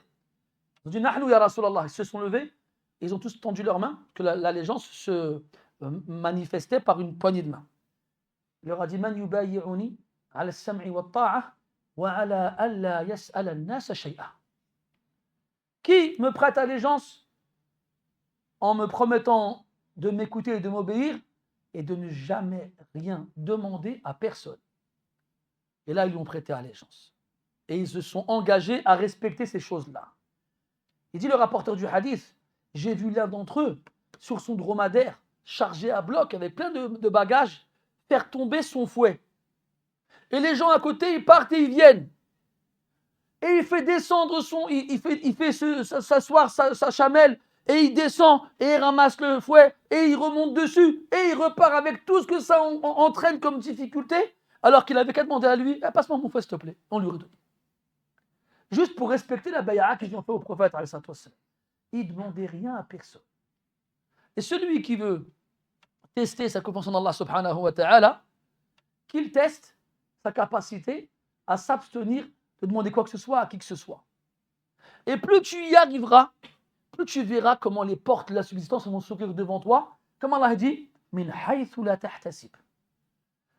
Elles vont s'ouvrir et elles vont faire pleuvoir sur toi la richesse dans des circonstances auxquelles tu n'aurais jamais imaginé ailleurs. Je peux frapper à toutes les portes. l'école, le travail, l'intérim, l'investissement, et tout va être soldé par un échec.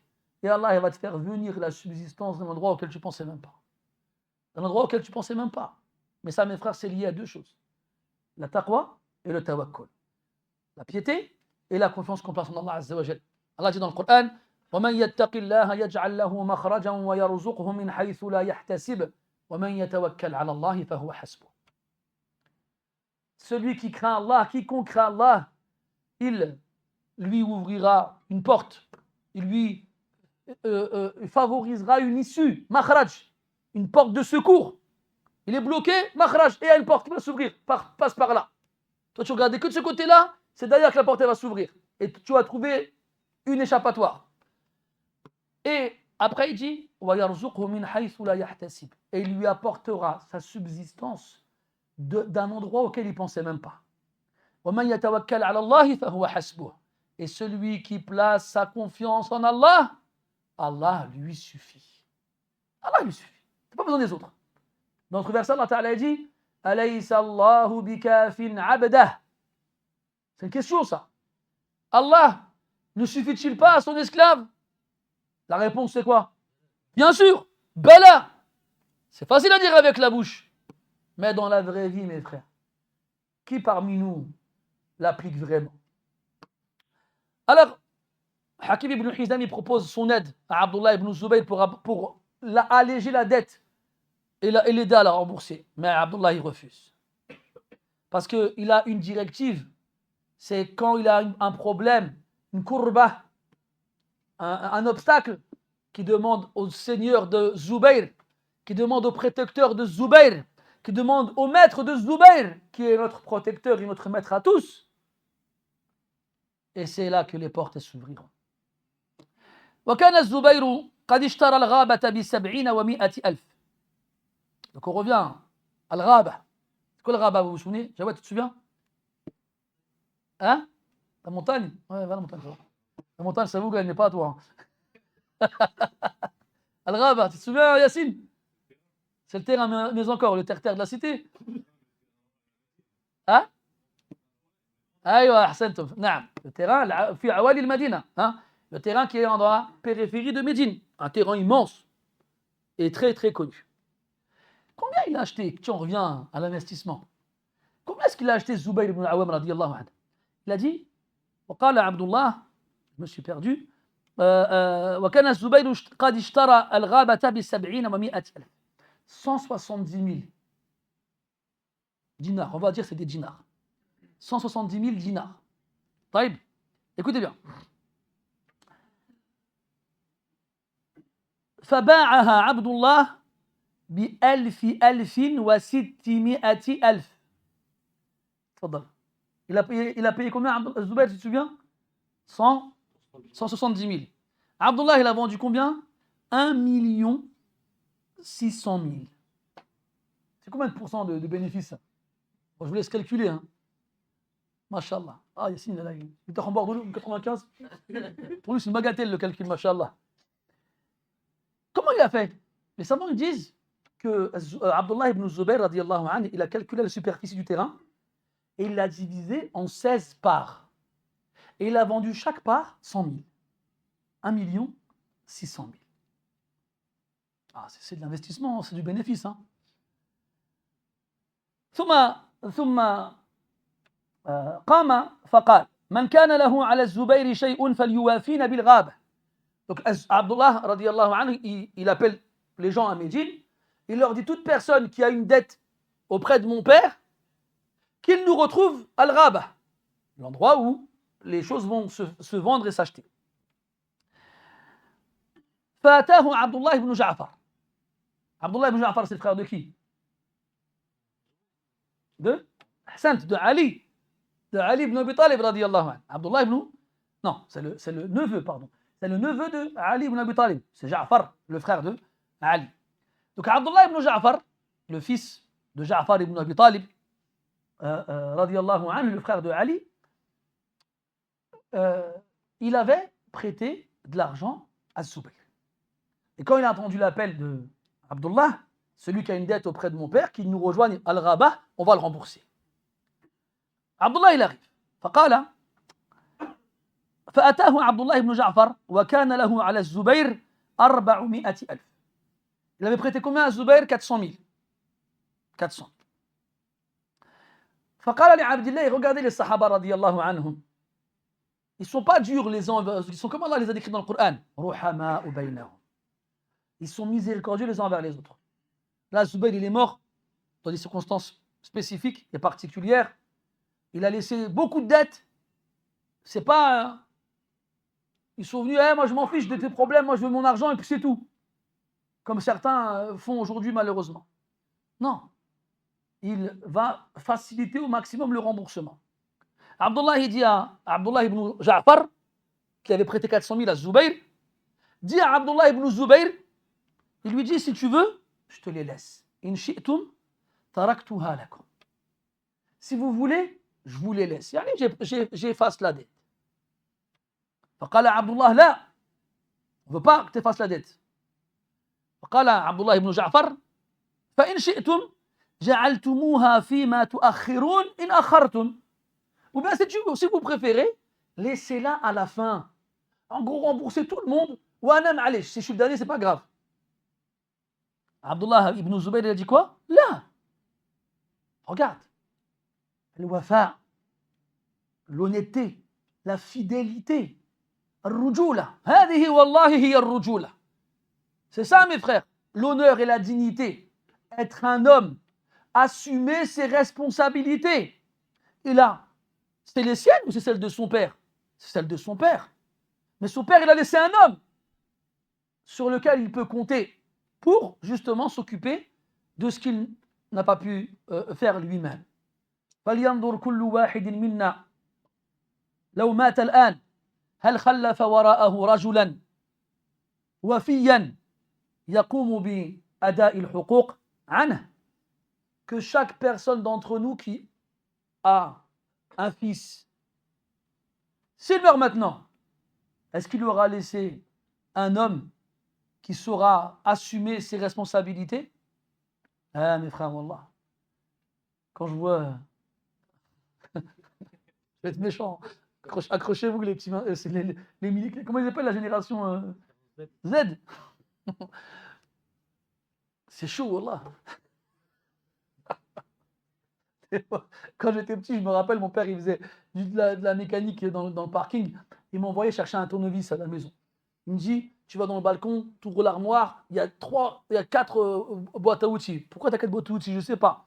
Une rouge, une bleue, une jaune, une grise. Dans la rouge, tu l'ouvres, il y aura une boîte. Dans la boîte, il y a 5 tournevis. Tu prends le tournevis, c'est marqué dessus XZ. Et moi, je rentrais déjà, il fallait que je me rappelle de toutes les informations. Et j'arrivais dans le balcon, j'ouvrais l'armoire. Il y avait les 4 boîtes à outils. J'ouvrais la boîte à outils qu'il fallait. Il y avait la boîte. J'ouvrais la boîte. Il n'y avait pas tous les tournevis qu'il m'a dit. Et il n'y avait pas le tournevis XZ.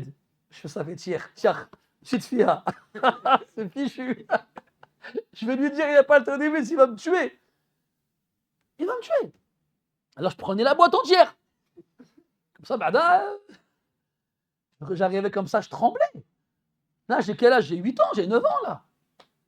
Tu dois avoir un petit de 9 ans aujourd'hui. Sa mère, elle ne le laisse même pas l'acheter du pain.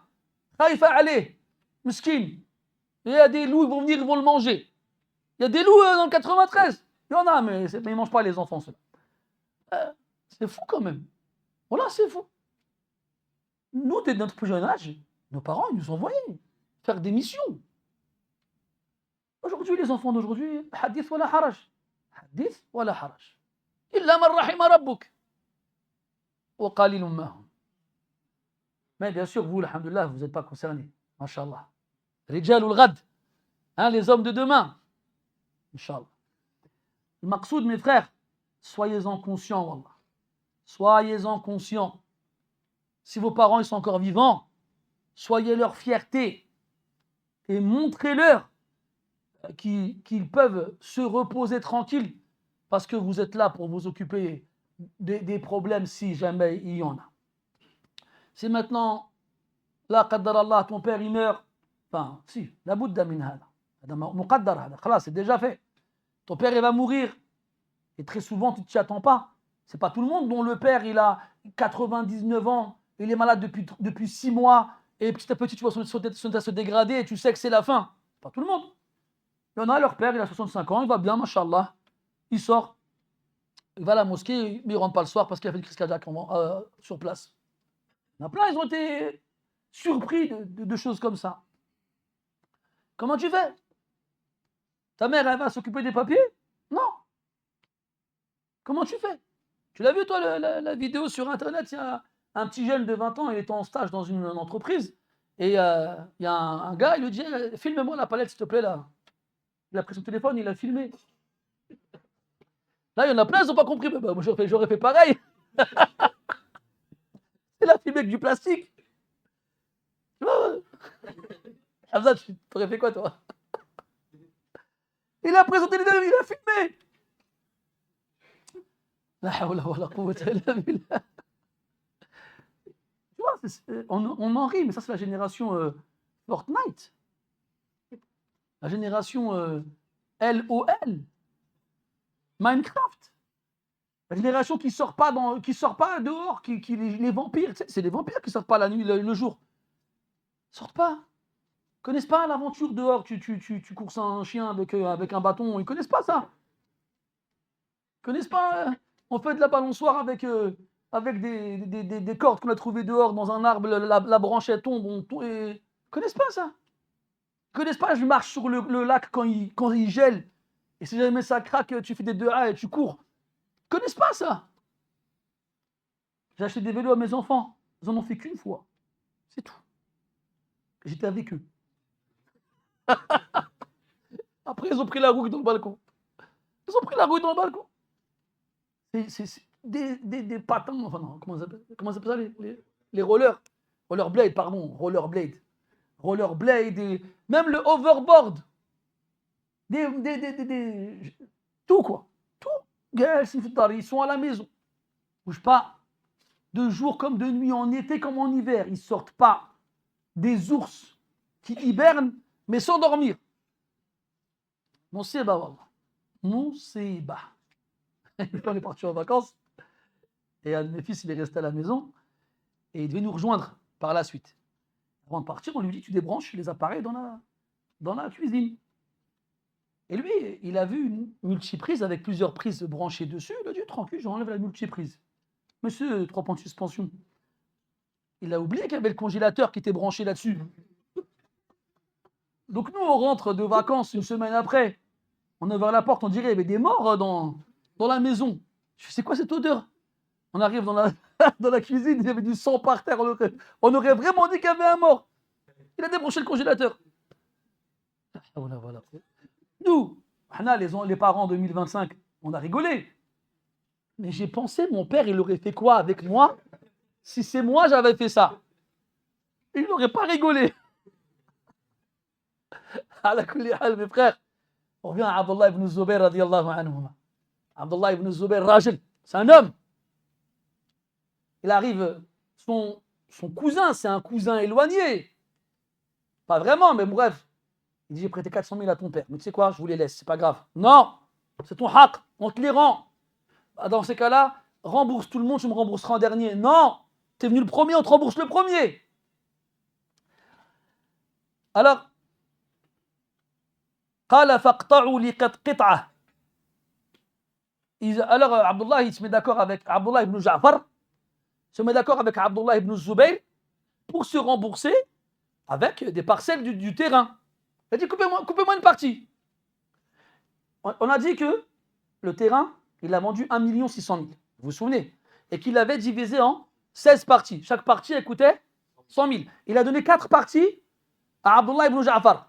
Parce qu'il avait prêté combien à son père? 400 000. Ça fait 400 000. Attends, écoute bien. Donc, Abdullah ibn Ja'far, il a donc récupéré 4 parcelles de 100 000 pour rembourser sa dette. Il a récupéré sa dette. فقدم على معاوية. Regarde les sahaba, comment ils sont vifs. Ils sont vifs d'esprit. Maintenant qu'il a un terrain, il a 4 parcelles du terrain, qu'est-ce qu'il va faire? Il va les garder? Il va planter des arbres dedans? Il va les revendre.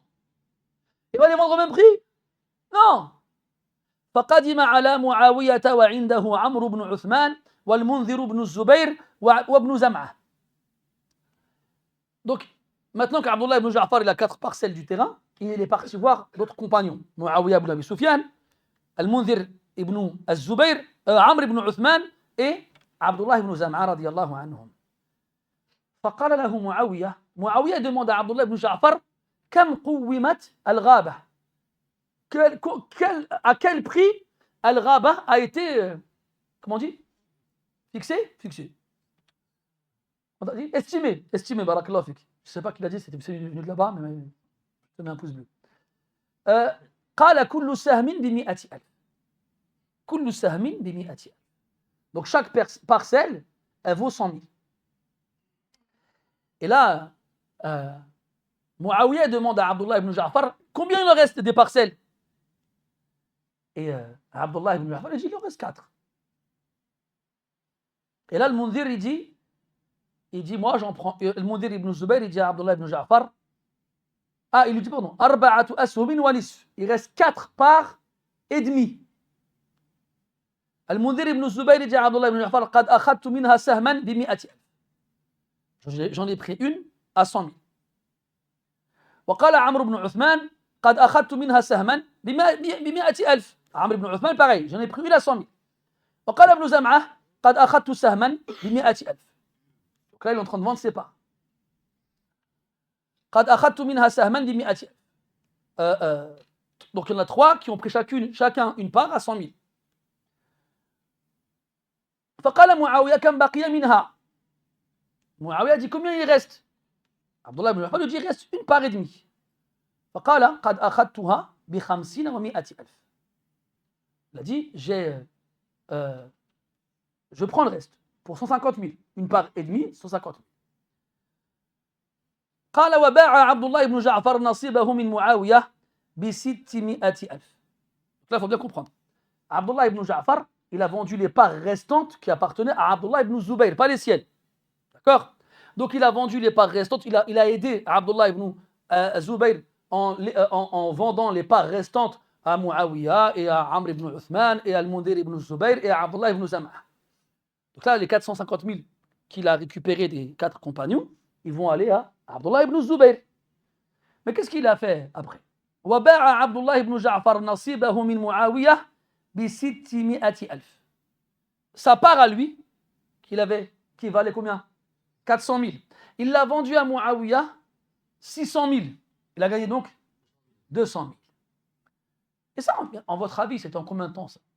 Une histoire de quelques jours. En quelques jours, il a gagné 200 000. Tu dois gagner 200 000 euros en quelques jours? Tu vois, un ouvrier dans une société qui travaille au SMIC pendant 50 ans, pour lui, c'est un rêve insurmontable. Des fois, tu regardes la télé, tu vois Flynn, il a 1 million. Tu te dis, mais comment les gens ils font pour avoir 1 million? Tu te dis, mais qui a 1 million? Mais en vrai, c'est faisable, c'est possible. Il faut juste connaître comment dirais-je, les moyens. Ils ne sont pas compliqués en vrai. C'est de l'achat et de la revente. C'est de l'achat et de la revente. Tu achètes un truc 1 euro, tu le vends 2 euros. Tu as gagné 1 euro. Après, tu en achètes un à 2 euros, tu le vends 4 euros. Ça commence comme ça, mes frères. Et à la fin, ça finit avec des centaines de milliers d'euros, et même des millions d'euros même. Voilà, et les frères, si ils y arrivent, rien ne nous empêche d'y arriver aussi. C'est pas que eux, dans la création, qui auront droit à y arriver. Ça, tawfiq de la part d'Allah Azza wa Jal. Faisons-lui confiance, et ayons une bonne intention, et vous verrez que ce ne sera pas difficile. Inch'Allah. طيب فلما فرغ ابن الزبير, c'est pas fini, on finit l'histoire, elle est bientôt finie. فلما فرغ ابن الزبير من قضاء دينه قال بنو الزبير اقسم بيننا ميراثنا. Quand Abdullah ibn Zubayr il a remboursé les dettes, ça y est, il a remboursé 2 200 000, il a réussi. Alors le reste de ses frères et des enfants de Zubayr, les héritiers, ils ont dit maintenant que tu as remboursé les dettes, donne-nous notre part d'héritage. Abdullah ibn Zubayr a dit non. Il dit Wallahi la aqsimu baynakum hatta unadiya bil mawsimi 4 sinin. Il dit Wallah, que je ne partagerai les parts de personne tant que je n'aurai pas appelé pendant le pèlerinage 4 années consécutives, parce que c'est là-bas que tout le monde se réunit, qu'il y a le plus de monde possible. Parce que là, Abdullah ibn Zubayr, il pense avoir remboursé tout le monde. Mais il n'est pas sûr. Il a peur que quelqu'un ait prêté quelque chose à son père et qu'il ne soit pas venu récupérer son haq, son dû. Alors il a dit, je vais attendre le hajj 4 années consécutives et à chaque année, je vais attendre que tout le monde soit rassemblé. J'appellerai celui qui a une dette chez Zubair qui vient de me voir. Et il l'a fait pendant 4 ans. Et c'est seulement après les 4 ans qu'il a partagé l'héritage. Seulement après 4 ans, pardon. Et qu'il a donné le fameux tiers en sadaqa que Az-Zubayr, son père, avait légué avant de mourir. Et juste pour finir, وَكَانَ لِلزُّبَيْرِ أَرْبَعُ نِسْوَةٍ. Comme j'ai dit tout à l'heure, Az-Zubayr avait 4 femmes. Et je ne ferai aucun commentaire à ce sujet-là. Mais j'en pense pas moins. فَأَصَابَ كُلَّ امْرَأَةٍ أَلْفُ أَلْفٍ وَمِئَةَ أَلْفٍ. Alors là, on va faire un peu de règles de l'héritage. Quand un homme il meurt et qu'il a des enfants, c'est quoi la part de sa femme? Le 8e, ahsantum. S'il a plusieurs femmes, c'est quoi la part de plusieurs femmes? Hein? Elles se partagent le 8e. Donc là, quand on divise un 8e par 4, ça fait combien? Un 32e. Il est là en fraction. Un 32e. Alors, c'est, à votre avis, quelle est la part de chacune de ses épouses en partant du principe où elle a un 32e du total auquel on a enlevé un tiers, hein? Réfléchis bien, Reda. Alfu alfin wa mi'ata alf. 1 200 000. 1 200 000, c'est un 32e. Un 32e du total auquel on a enlevé un tiers. C'est un 32e, 1 200 000. Il est mort avec des dettes. Et après que tout ait été remboursé, regarde tout ce qu'il a. La baraka, mes frères. Arrêtons de réfléchir, comment il dit ça, mécaniquement et rationnellement. Ah, ça marche pas comme ça la vie. Bien sûr que ça marche comme ça. C'est Rabbil Alamin. Tu rigoles quoi? Allah dit dans le Coran, قل لو أنتم تملكون خزائن رحمة ربي إذا لأمسكتم خشية الإنفاق وكان الإنسان قتورا. Si c'est nous qui possédions les trésors de la miséricorde de mon Seigneur, on aurait tout gardé par peur de dépenser. On est comme ça, nous. On a, au lieu de dépenser, on a peur de perdre. Alors on garde. C'est fou. Parce que l'avare, le radin, le pingre, il a ou il n'a pas? Il a. Et pourtant, il ne veut pas donner. Il a. Et pourquoi il ne veut pas donner? Parce qu'il a peur de la pauvreté. C'est ça le comble. Il est riche et il a peur de la pauvreté. Alors il préfère garder. Et tu vas voir des gens, ils meurent, on apprend quoi? Il a laissé 600 000 euros. Hein? Il avait un F3, il avait une Twingo, il faisait ses courses à Lidl. Pourquoi tu as fait ça? Pourquoi? Tu t'es fatigué toute ta vie à ramasser de l'argent, tu n'en profites même pas. Tu n'en profites même pas. Tu meurs et tes enfants, ils récupèrent tout ça et ils le dépensent en moins d'un an, ils n'ont plus rien. Ils n'ont plus rien. Au lieu de faire le hajj tous les ans, on entend beaucoup de. C'est la polémique. Ouais, il y a des gens, moi ça me fait rire. Ouais, ça se fait pas, c'est pas bien. Ouais, je pars aux Seychelles ou il fait quoi lui? Il fait le hajj tous les ans. Pourquoi il ne fait pas des sadaqat? Ouais, je d'arlek ça. En quoi ça te concerne qu'il fasse le hajj tous les ans? Il est où le problème? Subhanallah, qui t'a dit qu'il ne faisait pas des sadaqat? Qui? Parce que quelqu'un qui fait le hajj tous les ans, il est fort probable qu'il ait des moyens. Qui t'a dit qu'il ne faisait pas d'aumône? Qui t'a dit ça, toi? C'est marqué, il faut que ce soit écrit sur son front qu'il fasse des aumônes. Ajibada. Et le plus étonnant, c'est que les gens qui ont ce genre de propos, la plupart, ils ne l'ont pas fait une seule fois. Tous les ans, il va au bled, il rajoute un étage à sa maison. Mais le hajj, ce n'est pas dans ses projets. Plus tard, c'est trop cher. Ouais, c'est vrai que partir au bled 2 mois tous les étés, c'est pas cher. D'accord, hein? Pas cher, bien sûr. On sait tous ce que ça vaut. El Mouhim, mes frères, Et moi, ça m'a toujours fait rire. Prends un pays visité touristiquement sur Terre et prends un hôtel 5 étoiles et reste-y un mois. Ça va coûter combien? Quelqu'un qui s'y connaît en tourisme ici? Parce que tu as vu les hôtels qu'on a, pas tout le monde ça, on n'a pas tous les mêmes budgets, mais la plupart des gens, quand ils partent à la Mecque pendant le pèlerinage, ils restent un mois à peu près, taqriban, un mois.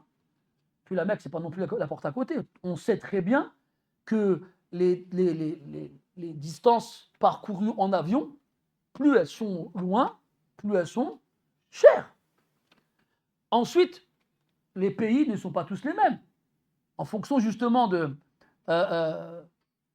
nombre de personnes qui y vont, les prix ils augmentent. Si quelqu'un, on va dire, mathalan, il est en Afghanistan, il est à Kaboul, il veut aller à Paris, ou bien il veut aller à Naples, non pas à Naples, à Lisbonne. C'est où Lisbonne? Portugal. Est-ce qu'il payera le même billet? Non. Parce que Paris, c'est beaucoup plus visité que Lisbonne. Bref, donc, il y a la distance, il y a la destination, tu as les hôtels, c'est 5 étoiles. Tu as déjà vu, toi, ça coûte combien une nuit dans un hôtel 5 étoiles? Tu n'as pas pensé à voir ces choses-là. Eh bien, prends tous ces paramètres-là, regarde le nombre de nuits, les déplacements sur place, et fais le calcul. Bah, tu verras que le même séjour ailleurs, sur la même durée, dans un pays du même standing, c'est pareil. C'est le même prix en fait. C'est pas plus cher en vrai. Qui t'a dit que ce serait. C'est quoi les prix déjà pour le Hajj? Parce qu'avant, il y a Akhil Aziz pour faire le Hajj. Qu'est-ce qu'il faisait? Qu'est-ce qu'il fallait? Bah, il fallait une monture, c'est tout.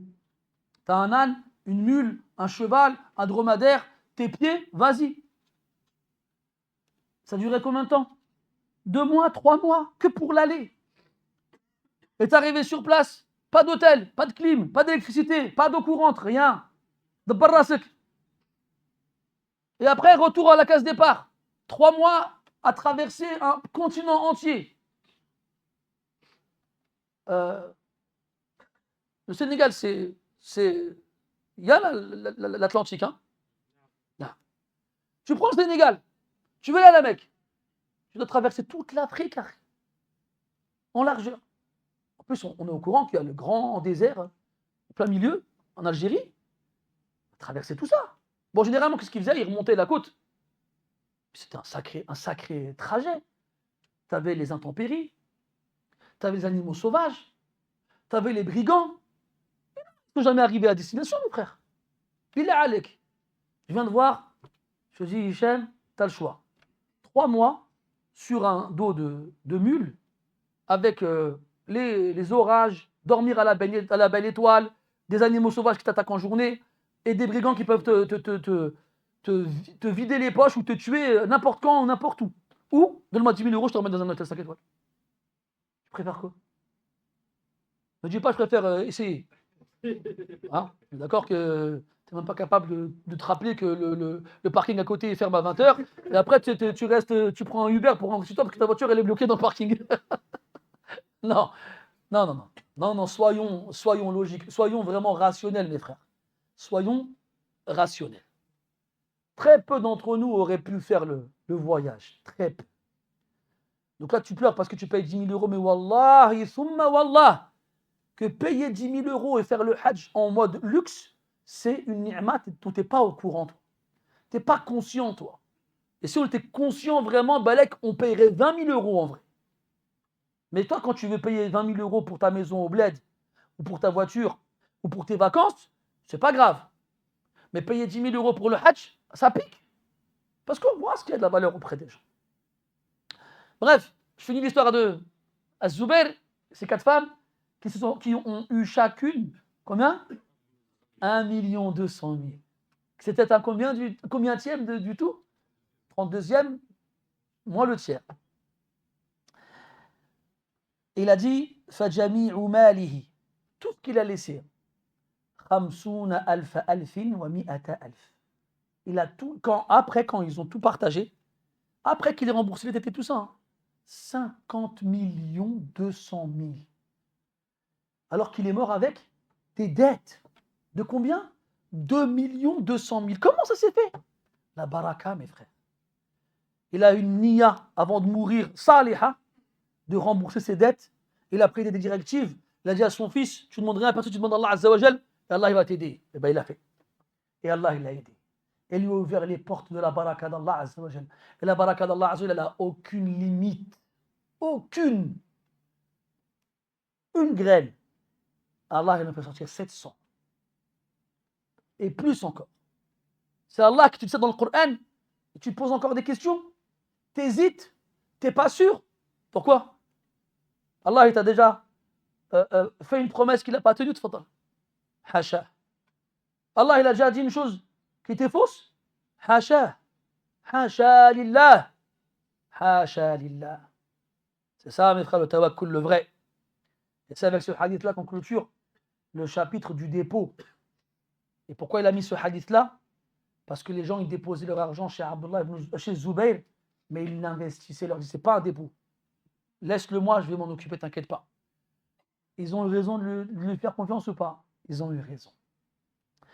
والله أعلم وصلى الله على نبينا محمد وعلى آله وصحبه وسلم سبحانك اللهم وبحمدك نشهد أن لا إله إلا أنت نستغفرك ونتوب إليك والحمد لله رب العالمين وبارك الله فيكم